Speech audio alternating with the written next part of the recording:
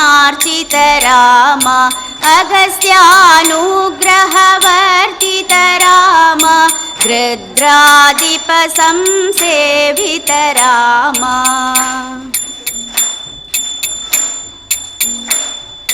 पंचवटीतट राजा राम राम राम जय सीताराम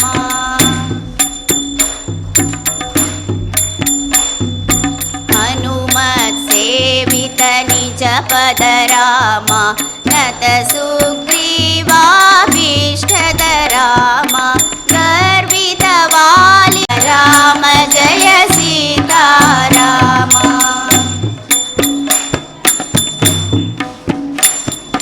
कपिवर संतत संस्तुत राम तज्जति विघ्नध्वंसक राम सीतोदित काकावन राम कृतचूडामणि दर्शन राम कपिवर वचनाश्वासित रामावृत राम शोषित शरदीशार्चित राम विभीषणा भयदायक राम अहिमहि रावण मारण राम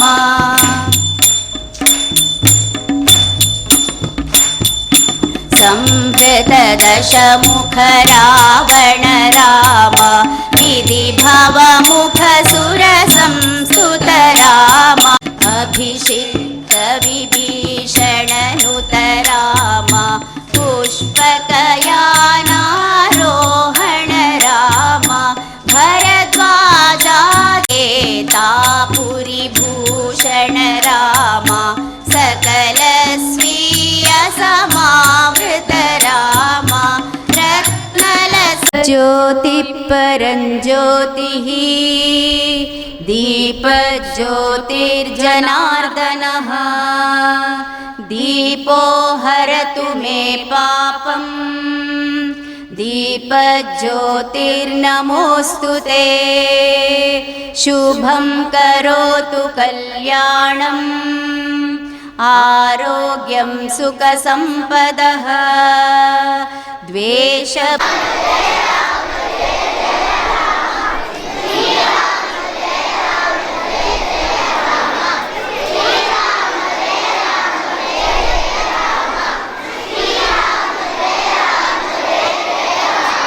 ಗೌರವಿಸಬೇಕಾಗಿ ವಿನಂತಿಸಿಕೊಳ್ಳುತ್ತಿದ್ದೇನೆ.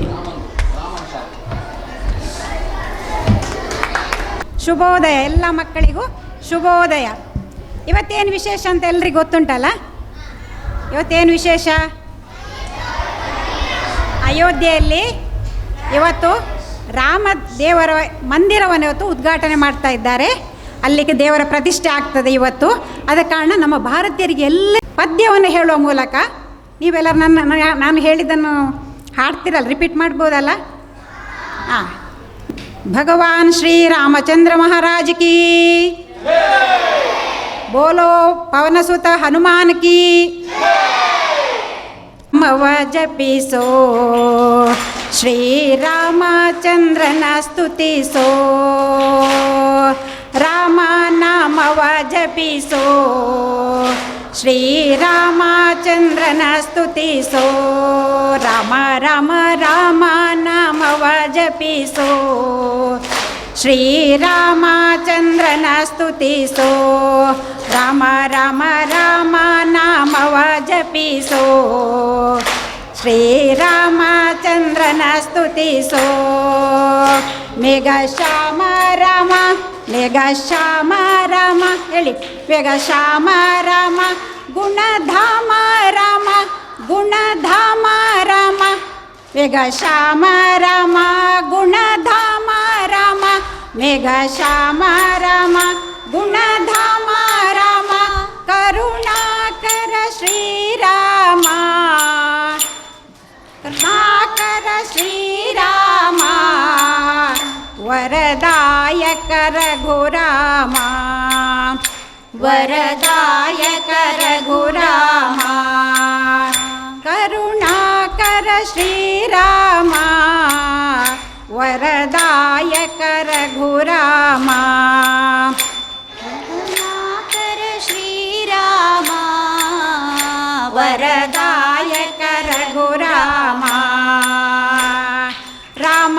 ನಾಮವ ಜಪಿಸೋ, ಶ್ರೀರಾಮಚಂದ್ರನ ಸ್ತುತಿಸೋ. ರಾಮ ನಾಮವ ಜಪಿಸೋ, ಶ್ರೀರಾಮಚಂದ್ರನ ಸ್ತುತಿಸೋ. ರಾಮ ರಾಮ ರಾಮ ನಾಮವ ಜಪಿಸೋ, ಶ್ರೀರಾಮಚಂದ್ರನ ಸ್ತುತಿಸೋ. ರಾಮ ರಾಮ ರಾಮ ನಾಮವ ಜಪಿಸೋ, ಶ್ರೀರಾಮಚಂದ್ರನ ಸ್ತುತಿಸೋ. ಜೈ ಜೈ ರಾಮ್ ಜೈ ಜೈ ರಾಮ್ ಜೈ ಜೈ ರಾಮ್, ಜೈ ಜೈ ರಾಮ್ ಜೈ ಜೈ ರಾಮ್ ಜೈ ಜೈ ರಾಮ್, ಜೈ ಜೈ ರಾಮ್ ಜೈ ಜೈ ರಾಮ್ ಜೈ ಜೈ ರಾಮ್, ಜೈ ಜೈ ರಾಮ್ ಜೈ ಜೈ ರಾಮ್ ಜೈ ಜೈ ರಾಮ್ ಜೈ ಜೈ ರಾಮ್, ಜೈ ಜೈ ರಾಮ್ ರಾಮ್ ಜೈ ಜೈ ರಾಮ್. ಜೈ ಜೈ ರಾಮ್. ಬೋಲೋ ಶ್ರೀ ರಾಮಚಂದ್ರ ಭಗವಾನ್ ಕಿ. ಜೈ. ನಿಮ್ಮ ಸ್ವರ ಕೇಳುವಾಗ ನನ್ನ ಸ್ವರವೇ ಕೇಳೋದಿಲ್ವಾ ಅಂತ ಆಗ್ತದೆ ನನಗೆ. ಜೈ ಅಂತ ಹೇಳಿದಾಗ ಇಡೀ ಒಂದು ಭಾರತದಲ್ಲಿ ಅಯೋಧ್ಯೆಗೆ ಸಹ ನಿಮ್ಮದು ಸ್ವರ ಕೇಳಿತಾ ಅಂತ ನನಗೊಂದು ಸಂಶಯ ಉಂಟು. ನೀವು ಗಟ್ಟಿ ಬೊಬ್ಬೆ ಹೊಡೆದಿರಲ್ಲ ಜೈ ಅಂತ, ಅದು ಅಯೋಧ್ಯೆಯಲ್ಲಿ ಈಗ ಅಲ್ಲೇ ರಾಮ ಮಂದಿರಕ್ಕೆಲ್ಲ ತಯಾರು ಮಾಡ್ತಾ ಇದ್ದಾರಲ್ಲ, ಅಲ್ಲಿಗೆ ಹೋಗಿ ಮುಟ್ಟಿದೆ. ನನಗೆ ತುಂಬ ಖುಷಿ ಆಯಿತು. ರಾಮನಿಗೂ ನಿಮ್ಮ ಸ್ವರ ಕೇಳಿ ಖುಷಿ ಆಯ್ತು ಈಗ ಅವನಿಗೆ. ಈಗ ನಾವು ಕತೆಗೆ ಹೋಗುವನಾ, ಕತೆ ಹೇಳುವನಾ? ರಾಮಾಯಣದ ಕತೆ ಗೊತ್ತಿರ್ಬೋದು ನಿಮಗೆ, ನಾನಂದು ಸ್ವಲ್ಪ ಸ್ವಲ್ಪ ಹೇಳುದಷ್ಟೇ. ಹಿಂದೆ ಕೋಸಲ ಅಂತ ಒಂದು ದೇಶ ಇತ್ತು. ದೇಶ ಅಂದರೆ ಗೊತ್ತುಂಟ, ರಾಜ್ಯ. ನೀವೇನು ಕರ್ನಾಟಕ ಹೇಳ್ತೀರಿ, ಭಾರತ ಹೇಳ್ತೀರಿ, ಹಾಗೆ ಒಂದು ಕೋಸಲ ಅಂತ ಒಂದು ದೇಶ. ಅಲ್ಲಿದ್ದು ರಾಜಧಾನಿ ಅಯೋಧ್ಯೆ ಅಂತ.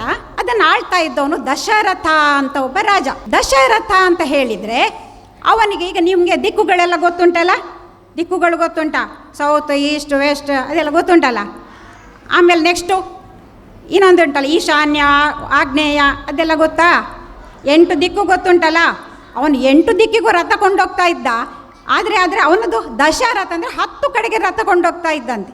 ಹೇಗೆ ಕೊಂಡೋಗ್ತಾ ಇದ್ದ ಅಂತ ಹೇಳಿದರೆ, ಇನ್ನೊಂದು ಆಕಾಶಕ್ಕೆ ಹೋಗ್ತಾ ಇದ್ದ ಅವನು ರಥದಲ್ಲಿ, ಇನ್ನೊಂದು ಪಾತಾಳಕ್ಕೆ ಹೋಗ್ತಾ ಇದ್ದ. ಒಟ್ಟಿಗೆ ಹಾಗೆ 10 ಕಡೆ ಅವನು ರಥವನ್ನು ಓಡಿಸಲಿಕ್ಕೆ ಸಾಧ್ಯ ಇದ್ದ ಕಾರಣ ಅವನಿಗೆ ದಶರಥ ಅಂತ ಒಂದು ಹೆಸರಿತ್ತು.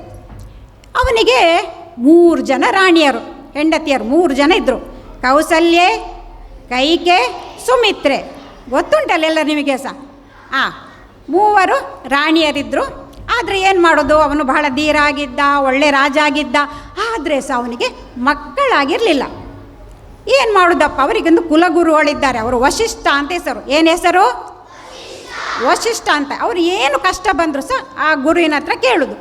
ಹಾಗೆ ಹೋಗಿ ಕೇಳ್ತಾನೆ, ಗುರುಗಳೇ ನೋಡಿ, ನನಗೆ ಇಷ್ಟು ಸಮಯ ಆಯಿತು, ಇಷ್ಟೆಲ್ಲ ನನಗೆ ರಾಜ್ಯ ಉಂಟು, ಸೌಭಾಗ್ಯ ಉಂಟು, ಸಂಪತ್ತುಂಟು, ಆದರೆ ಏನು ಮಾಡೋದು, ಒಂದು ಮಕ್ಕಳ ಭಾಗ್ಯ ನನಗೆ ಸಿಕ್ಕಲಿಲ್ಲ, ಇದಕ್ಕೆ ನಾನು ಏನು ಮಾಡ್ಬೋದು ಅಂತ ಕೇಳ್ತಾನೆ ವಶಿಷ್ಠರ ಹತ್ರ. ವಶಿಷ್ಠರು ಹೇಳ್ತಾರೆ, ನೋಡು, ಒಂದು ಯಾಗ ಉಂಟು, ಅದು ಹೋಮ ಯಜ್ಞ, ಅದರದ್ದು ಮೇಲೆ ಸಣ್ಣದು ಹೋಮ, ಆಮೇಲೆ ಯಜ್ಞ, ದೊಡ್ಡದು ಅಂತೇಳಿದ್ರೆ ಯಾಗ. ಆ ಯಾಗ ನೀನು ಮಾಡಬೇಕು. ಅದಕ್ಕೆ ಹೆಸರು ಪುತ್ರಕಾಮೇಷ್ಟಿ ಯಾಗ ಅಂತ. ಏನು ಹೆಸರು? ಪುತ್ರಕಾಮೇಷ್ಟಿ ಯಾಗ. ಇದನ್ನು ನೀನು ಮಾಡಿದರೆ ನಿಮಗೆ ಮಕ್ಕಳಾಗ್ತದೆ. ಹಾಗಾದರೆ ಮಾಡುವ. ಅದಕ್ಕೆ ಬೇಕಾದ ತಯಾರನ್ನು ನೀವು ಮಾಡಿ, ಅದಕ್ಕೆ ಬೇಕಾದ ಋಷಿಗಳನ್ನು ಕರೆಸಿ, ಅದಕ್ಕೆ ಒಂದು ಋಷ್ಯಶೃಂಗ ಅಂತ ಒಬ್ಬ ಋಷಿ ಇದ್ದಾನೆ, ಅವನ ಮೂಲಕ ಮಾಡಿದರೆ ಅದು ಸರಿಯಾಗೋದು. ನೋಡಿ, ನಿಮಗೆ ಗೊತ್ತುಂಟಲ್ಲ, ನಿಮಗೆ ಪಾಠ ಮಾಡುವಾಗ ಕನ್ನಡ ಪಾಠ ಮಾಡೋರು ಲೆಕ್ಕ ಹೇಳಿಕೊಟ್ರೆ ಸರಿಯಾಗೋದಿಲ್ಲ, ಹೌದಾ? ನಿಮಗೆ ಮ್ಯಾಥ್ಸ್ ಹೇಳಿಕೊಡ್ಬೇಕಾದ್ರೆ ಮ್ಯಾಥ್ಸ್ ಟೀಚರೇ ಬರಬೇಕು, ಸರಿ ಅಲ್ವಾ?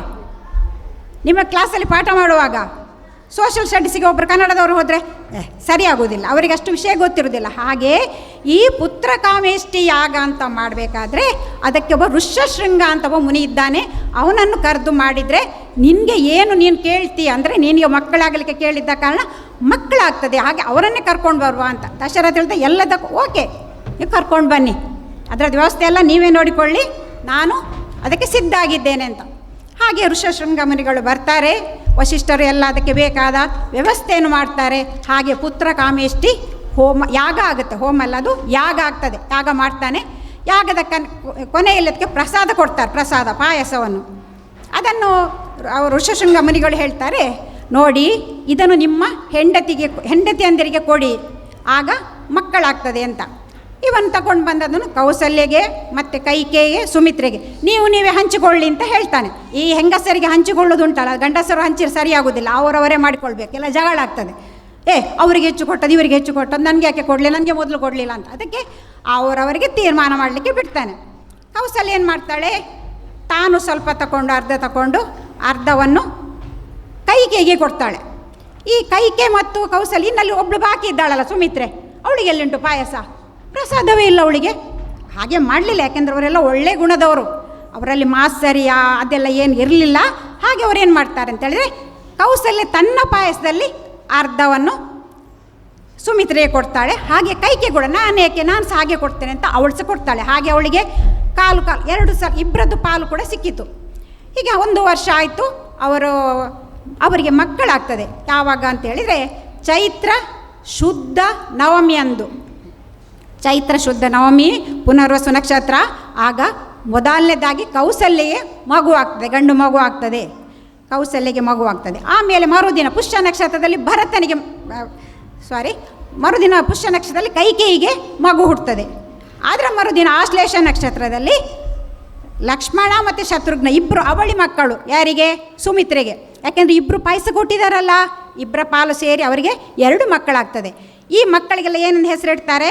ದೊಡ್ಡವನಿಗೆ ರಾಮಚಂದ್ರ, ಮೊದಲನೇವನಿಗೆ ರಾಮಚಂದ್ರ, ಎರಡನೇವನು ಭರತ, ಕೈಕೇಯಿಗೆ ಮಗ ಭರತ.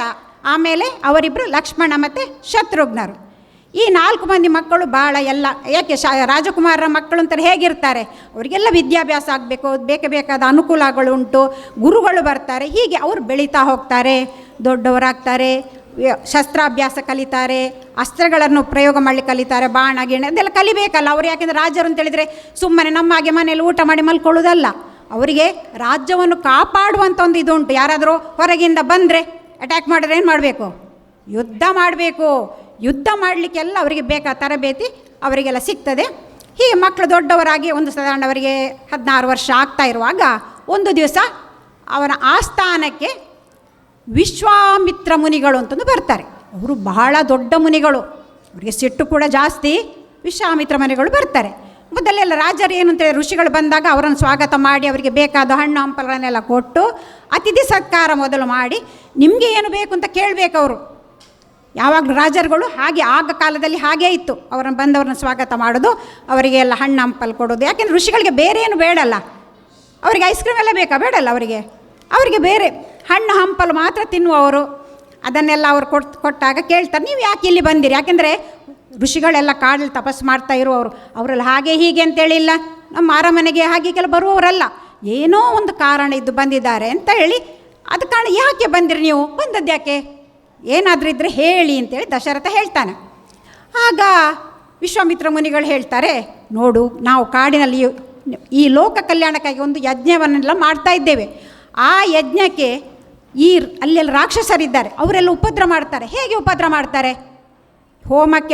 ನೀವು ಹೋಮಕ್ಕೆಲ್ಲ ರೆಡಿ ಮಾಡಿ ಹೋಮ ಮಾಡ್ತಾ ಇರುವಾಗ ಅವರು ಅದಕ್ಕೆ ಮಾಂಸ ತಂದು ಹಾಕೋದು, ಕಲ್ಲು ಹಾಕೋದು, ಆ ಯಜ್ಞವನ್ನು ಹೋಮವನ್ನು ನಂದಿಸಿ ಬಿಟ್ಟರೆ ಅದು ವೇಸ್ಟ್ ಆಯಿತು, ಹೋಯಿತು, ಪುನಃ ಮೊದಲಿಂದ ಮಾಡಬೇಕು. ಇದೆಲ್ಲ ಉಪದ್ರವವನ್ನು ಮಾಡ್ತಾರೆ ಅವರು. ಮಾಂಸ ತಂದು ಹಾಕಿದರೆ ಅದು ಮೈಲಿಗಾಯಿತು, ಮತ್ತು ಸಾಧ್ಯವೇ ಇಲ್ಲ. ಹಾಗೆಲ್ಲ ಮಾಡುವಾಗ ಅವರನ್ನು ತಡೀಲಿಕ್ಕೆ ನಾನು ರಾಮ ಲಕ್ಷ್ಮಣರನ್ನು ಕಳಿಸಿಕೊಡು ಅಂತೇಳಿ. ದಶರಥನಿಗೆ ಒಮ್ಮೆಲೆ ಹೆದರಿಕೆ ಆಗ್ತದೆ. ಅಲ್ಲ, ರಾಕ್ಷಸರು ಇದ್ದಾರೆ ಅಂತ ಹೇಳ್ತಾರೆ, ಅವರಿಗೆ ಅಷ್ಟು ಶಕ್ತಿಯಲ್ಲಿರ್ತದೆ, ನನ್ನ ಇಷ್ಟು ಸಣ್ಣ ಮಕ್ಕಳು ರಾಮ ಲಕ್ಷ್ಮಣ ಎಂತ ಹೋಗಿ ಅವರನ್ನು ಎದುರಿಸುವುದು ಸಾಧ್ಯ ಉಂಟಾ? ಬೇಡ, ನಾನೇ ಬರ್ತೇನೆ, ನನಗೆ ಶಕ್ತಿ ಉಂಟು, ನನ್ನ ಹತ್ರ ಸೈನ್ಯ ಉಂಟು, ನಾನು ಬರ್ತೇನೆ ಅಂತ ಹೇಳ್ತಾನೆ. ಮಕ್ಕಳನ್ನು ಕಳಿಸ್ಕೊಳ್ಳಿ, ಕಾಡಿಗೆ ಹೋಗಬೇಕು. ಕಾಡಿನಲ್ಲಿ ಊಟ ಇಲ್ಲ, ತಿಂಡಿ ಇಲ್ಲ, ನಿದ್ರೆ ಇಲ್ಲ, ಎಂತ ಇಲ್ಲ. ಈ ಸಣ್ಣ ಅದು ಅರಮನೆಯಲ್ಲಿ ಬೆಳೆದ ರಾಜಕುಮಾರರನ್ನು ಅಲ್ಲಿಗೆ ಕರ್ಕೊಂಡು ಹೋಗುದಾ? ಬೇಡಪ್ಪ, ನಿಮ್ಮ ಒಟ್ಟಿಗೆ ನಾನು ನನ್ನ ಮಕ್ಕಳನ್ನು ಕಳಿಸೋದಿಲ್ಲ, ನಾನೇ ಬೇಕಾದ್ರೆ ಬರ್ತೇನೆ, ಎಂಥ ರಾಕ್ಷಸಿರಲಿ ನಾನು ಯುದ್ಧ ಮಾಡ್ತೇನೆ ಅಂತ ಹೇಳ್ತಾನೆ. ಆಗ ವಿಶ್ವಾಮಿತ್ರ ಮುನಿಗಳಿಗೆ ಸಿಟ್ಟು ಬರ್ತದೆ. ಯಾಕೆಂದರೆ ರಾಮ ಒಂದು ದೇವರ ಅಂಶದವನು, ಅವರಿಗೆ ಗೊತ್ತಿರ್ತದೆ ಇವನಿಗೆ ರಾಕ್ಷಸರ ಕೊಲ್ಲುವ ಒಂದು ಶಕ್ತಿ ಉಂಟು ಅಂತ ಹೇಳಿ. ಯಾರಿಗೆ ಗೊತ್ತಿರ್ತದೆ? ವಿಶ್ವಾಮಿತ್ರ ಮುನಿಗಳಿಗೆ ಗೊತ್ತುಂಟು. ಆದ ಕಾರಣ ಅವರು ರಾಮನನ್ನೇ ಕರೆದದ್ದು, ಬನ್ನಿ ನಮ್ಮನ್ನು ಅಲ್ಲಿ ರಕ್ಷಣೆ ಮಾಡಿ ಅಂತೇಳಿ, ನಿಮ್ಮನ್ನು ಕರ್ಕೊಂಡು ಹೋಗ್ತೇವೆ, ನಮ್ಮ ಈ ಹೋಮವನ್ನು ಅಥವಾ ಯಜ್ಞವನ್ನು ನಾವೆಲ್ಲ ಮಾಡುವಾಗ ನಮಗೆ ರಕ್ಷಣೆ ಕೊಡಲಿಕ್ಕೆ ಬರಬೇಕು ಅಂತ. ಅವರಿಗೆ ಸಿಟ್ಟು ಬರ್ತದೆ, ಇವನು ಎಂತ ಹೇಳ್ತಾ ಇದ್ದಾನೆ, ಇವನು ಬರ್ತಾನಂತೆ, ಇವನು ಬಂದು ಮಾಡುವಂಥದ್ದು ರಕ್ಷಣೆ ಮಾಡುವಂಥ ಇವನಿಂದ ಸಾಧ್ಯ ಇಲ್ಲ. ಅದಕ್ಕೆ ಅವ್ರು ಹೇಳ್ತಾರೆ, ನೀನು ಕಳಿಸುವುದಾದರೆ ರಾಮ ಲಕ್ಷ್ಮಣರು ಮಾತ್ರ ಕಳಿಸಿಕೊಡು ನನ್ನೊಟ್ಟಿಗೆ, ನೀನು ಬರುವ ಅಗತ್ಯ ನನಗೆ ಇಲ್ಲ. ನೀನು ಯುದ್ಧಕ್ಕೆ ಅವರನ್ನು ರಕ್ಷಣೆ ಮಾಡಲಿಕ್ಕೆ ನೀನು ಬರೋದು ಬೇಡ, ರಾಮ ಲಕ್ಷ್ಮಣ ಮಾತ್ರ ಇಬ್ಬರನ್ನು ಕಳಿಸಿಕೊಡು ನನ್ನೊಟ್ಟಿಗೆ. ಇಲ್ಲದಿದ್ದರೆ ಅವರಿಗೆ ಸಿಟ್ಟು ಬಂದರೆ ಅವರು ಶಾಪ ಗೀಪ ಎಲ್ಲ ಕೊಡ್ತಾರೆ. ಕೂಡಲೇ ವಸಿಷ್ಠರಿದ್ದಾರೆ ಗುರುಗಳು, ಅವ್ರು ಹೇಳ್ತಾರೆ, ದಶರಥ ಸ್ವಲ್ಪ ಸಮಾಧಾನದಲ್ಲಿರು, ವಿಶ್ವಾಮಿತ್ರ ಮುನಿಗಳಿಗೆ ಬೇಕಾದಷ್ಟು ಶಕ್ತಿ ಉಂಟು, ರಾಕ್ಷಸರನ್ನು ತಡೆಯುವ ಶಕ್ತಿ ಕೂಡ ಅವರಿಗೆ ಉಂಟು. ಆದರೆ ಏನಾಗ್ತದೆ, ಒಮ್ಮೆ ಅವರ ತುಂಬ ಶಕ್ತಿ ಇದ್ದದ್ದು ಈ ರಾಕ್ಷಸರಿಗೆ ಶಾಪ ಕೊಟ್ಟು ಅವರನ್ನು ಕೊಂದ ಮಾಡಿದ ಅವರ ಶಕ್ತಿ ಕಡಿಮೆ ಆಗ್ತದೆ.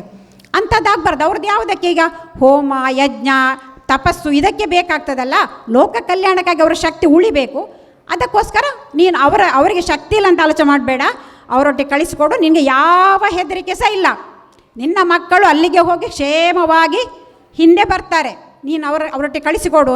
ಇಲ್ಲದಿದ್ದರೆ ಅವರ ಶಾಪದಿಂದ ನಮ್ಮ ಅಯೋಧ್ಯೆ ನಗರಕ್ಕೆ ಏನಾದರೂ ಆದರೆ, ಅವ್ರ ನಗರಕ್ಕೆ ಏನಾದರೂ ಮಾಡಿದರೆ ಅಲ್ವಾ, ಈ ಋಷಿಗಳಿಗೆ ಶಾಪ ಕೊಡೋ ಶಕ್ತಿ ಉಂಟು ಅಂತಾದರೆ ಏನು ಮಾಡ್ತಾರೆ ಅವರು? ಹೋಗಿ ನಿಮ್ಮ ಕೈ ಕಾಲು ಮುರಿದು ಹೋಗಲಿ ಅಂತ ಕೊಟ್ಟರೆ ಎಂತ ಮಾಡೋದಲ್ವಾ? ಅದಕ್ಕೆ ನೀನು ಅದಂಥದ್ದೆಲ್ಲ ಹೇಳಲಿಕ್ಕೆ ಹೋಗಬೇಡ. ನೀನೇನು ಮಾಡು, ಅವರನ್ನು ಕಳಿಸಿಕೊಡು ಅವರೊಟ್ಟಿಗೆ ಅಂತ. ಹಾಗೆ ಇವನಿಗೆ ದುಃಖವೇ, ಇವನು ಕೂಗಿಕೊಂಡೆ, ಅಯ್ಯೋ ಅಲ್ಲಿ ಊಟ ಇಲ್ಲ, ಅಲ್ಲಿ ತಿಂಡಿ ಇಲ್ಲ, ಅಲ್ಲಿ ಗಂಟೆಗೆ ಸ್ನಾನ ಮಾಡಿಸೋರು ಅಥವಾ ಕೈಕಾಲು ತೊಳಿಲಿಕ್ಕೆ ಜನಗಳು ಯಾರಿಲ್ಲ, ಇವರಿಬ್ಬರೇ ಕಾಡಲ್ಲಿ ಮಾಡಬೇಕಲ್ಲ ಎಲ್ಲ ಕೆಲಸ. ಸಣ್ಣ ಮಕ್ಕಳು ಅಂದರೆ ಅರಮನೆಯಲ್ಲೇ ಬೆಳೆದವರು, ಅವರಿಗೆ ಸಾಧ್ಯ ಉಂಟಂತ ಇವನು ದುಃಖದಲ್ಲೇ ಕಳಿಸಿಕೊಡ್ತಾನೆ. ಜಾಗ್ರತೆ ಜಾಗ್ರತೆ, ಮೆಲ್ಲ ಕರ್ಕೊಂಡೋಗಿ, ಅವರಿಗೆ ನಡೀಲಿಕ್ಕೆ ಬರುವುದಿಲ್ಲ, ಕಾಡಲ್ಲೆಲ್ಲ ನಡೀಲಿಕ್ಕೆ ಗೊತ್ತಿಲ್ಲ, ನಿಧಾನ ಕರ್ಕೊಂಡೋಗಿ ಆಯಿತಾ, ಅವರಿಗೇನು ತೊಂದರೆ ಆಗದಾಗೆ ನೋಡಿ ಆಯಿತಾ. ಇವನು ಕಣ್ಣು ಸುರಿಸಿಕೊಂಡೆ, ಹೀಗೆ ಕಣ್ಣು ತಿಕ್ಕಿಕೊಂಡೆ ಇವನು ದಶರಥ ಮಹಾರಾಜ. ಆದರೆ ಮುನಿಗಳೇನು ಮಾಡ್ತಾರೆ, ರಾಮ ಏನು ಮಾಡ್ತಾನೆ, ಮುನಿಗಳು ಹೇಳಿದ್ದಾರೆ ನಾನು ಹೋಗ್ತೇನೆ ಅಂತ ಹೇಳಿ ಅವರೊಟ್ಟಿಗೆ, ರಾಮ ಒಬ್ಬನೇ ಹೋಗುವುದಿಲ್ಲ, ಲಕ್ಷ್ಮಣ ಇಬ್ಬರು ಕೂಡ ಯಾವಾಗಲೂ ಒಟ್ಟೊಟ್ಟಿಗೆ ಇರೋದು. ರಾಮ ಎಲ್ಲಿರ್ತಾನೆ ಅಲ್ಲಿ ಲಕ್ಷ್ಮಣ, ಬೇರೆ ಹುಡುಕ್ಬೇಕಂತಿಲ್ಲ, ಲಕ್ಷ್ಮಣ ಎಲ್ಲಿದ್ದಾನೆ ಅಂತ ಹುಡುಕ್ಬೇಕಂತಿಲ್ಲ, ಅವನು ರಾಮನೊಟ್ಟಿಗೆ ಯಾವಾಗಲೂ ಇರ್ತಾನೆ. ಹಾಗೆ ರಾಮ ಮತ್ತು ಲಕ್ಷ್ಮಣರು ವಿಶ್ವಾಮಿತ್ರ ಮುನಿಗಳ ಒಟ್ಟಿಗೆ ಎಲ್ಲಿಗೆ ಹೋದರು, ಕಾಡಿಗೆ ಹೋದರು. ಬೋಲೋ ಶ್ರೀ ರಾಮಚಂದ್ರ ಭಗವಾನಕಿ. ಈಗ ಪುನಮೆ ಮುಟ್ಟಿತ ಅಂತ ಅಲ್ಲೇನೋ ಮಾಡ್ತಾ ಇದ್ದಾರೆ ಕೆಲಸ ಈಗ ಅಯೋಧ್ಯೆಯಲ್ಲಿ. ರಾಮಚಂದ್ರ ಮೂರ್ತಿಗೆ ನಿಮ್ಮ ಸ್ವರ ಕೇಳಿತು ಆಯಿತಾ. ಈಗ ಹೋದಾಗ ಈಗ ಇವರು ರಾಜರ ಮಕ್ಕಳು, ಅರಮನೆಯಲ್ಲಿ ಇದ್ದವರು ಹೌದಲ್ವಾ. ಆದರೆ ಅಲ್ಲಿ ಕಾಡಲ್ಲಿ ಯಾರು ಮಾಡಿಕೊಡ್ತಾರೆ, ಅಡಿಗೆ ಮಾಡುವವರು ಯಾರಿಲ್ಲಲ್ಲ. ಅದಕ್ಕೆ ವಿಶ್ವಾಮಿತ್ರ ಮುನಿಗಳು ಏನು ಮಾಡ್ತಾರೆ ಅಂತ ಹೇಳಿದರೆ, ಬಲ ಮತ್ತು ಅತಿ ಬಲ ಅಂತ ಎರಡು ಮಂತ್ರ, ಯಾವುದು ಬಲ ಮತ್ತು ಅತಿ ಬಲ, ಈ ಎರಡು ಮಂತ್ರ ಹೇಳಿಕೊಂಡ್ರೆ ಅವರಿಗೆ ಹಸಿವಾಗುವುದಿಲ್ಲ, ನಿದ್ರೆ ಬರುವುದಿಲ್ಲ, ಆಯಾಸ ಆಗುವುದಿಲ್ಲ, ಯಾರ್ದಾರು ರಾಕ್ಷಸರ ಇದರಿಂದ ಬಾಣದಿಂದೆಲ್ಲ ಅವರಿಗೆ ನೋವಾಗುವುದಿಲ್ಲ.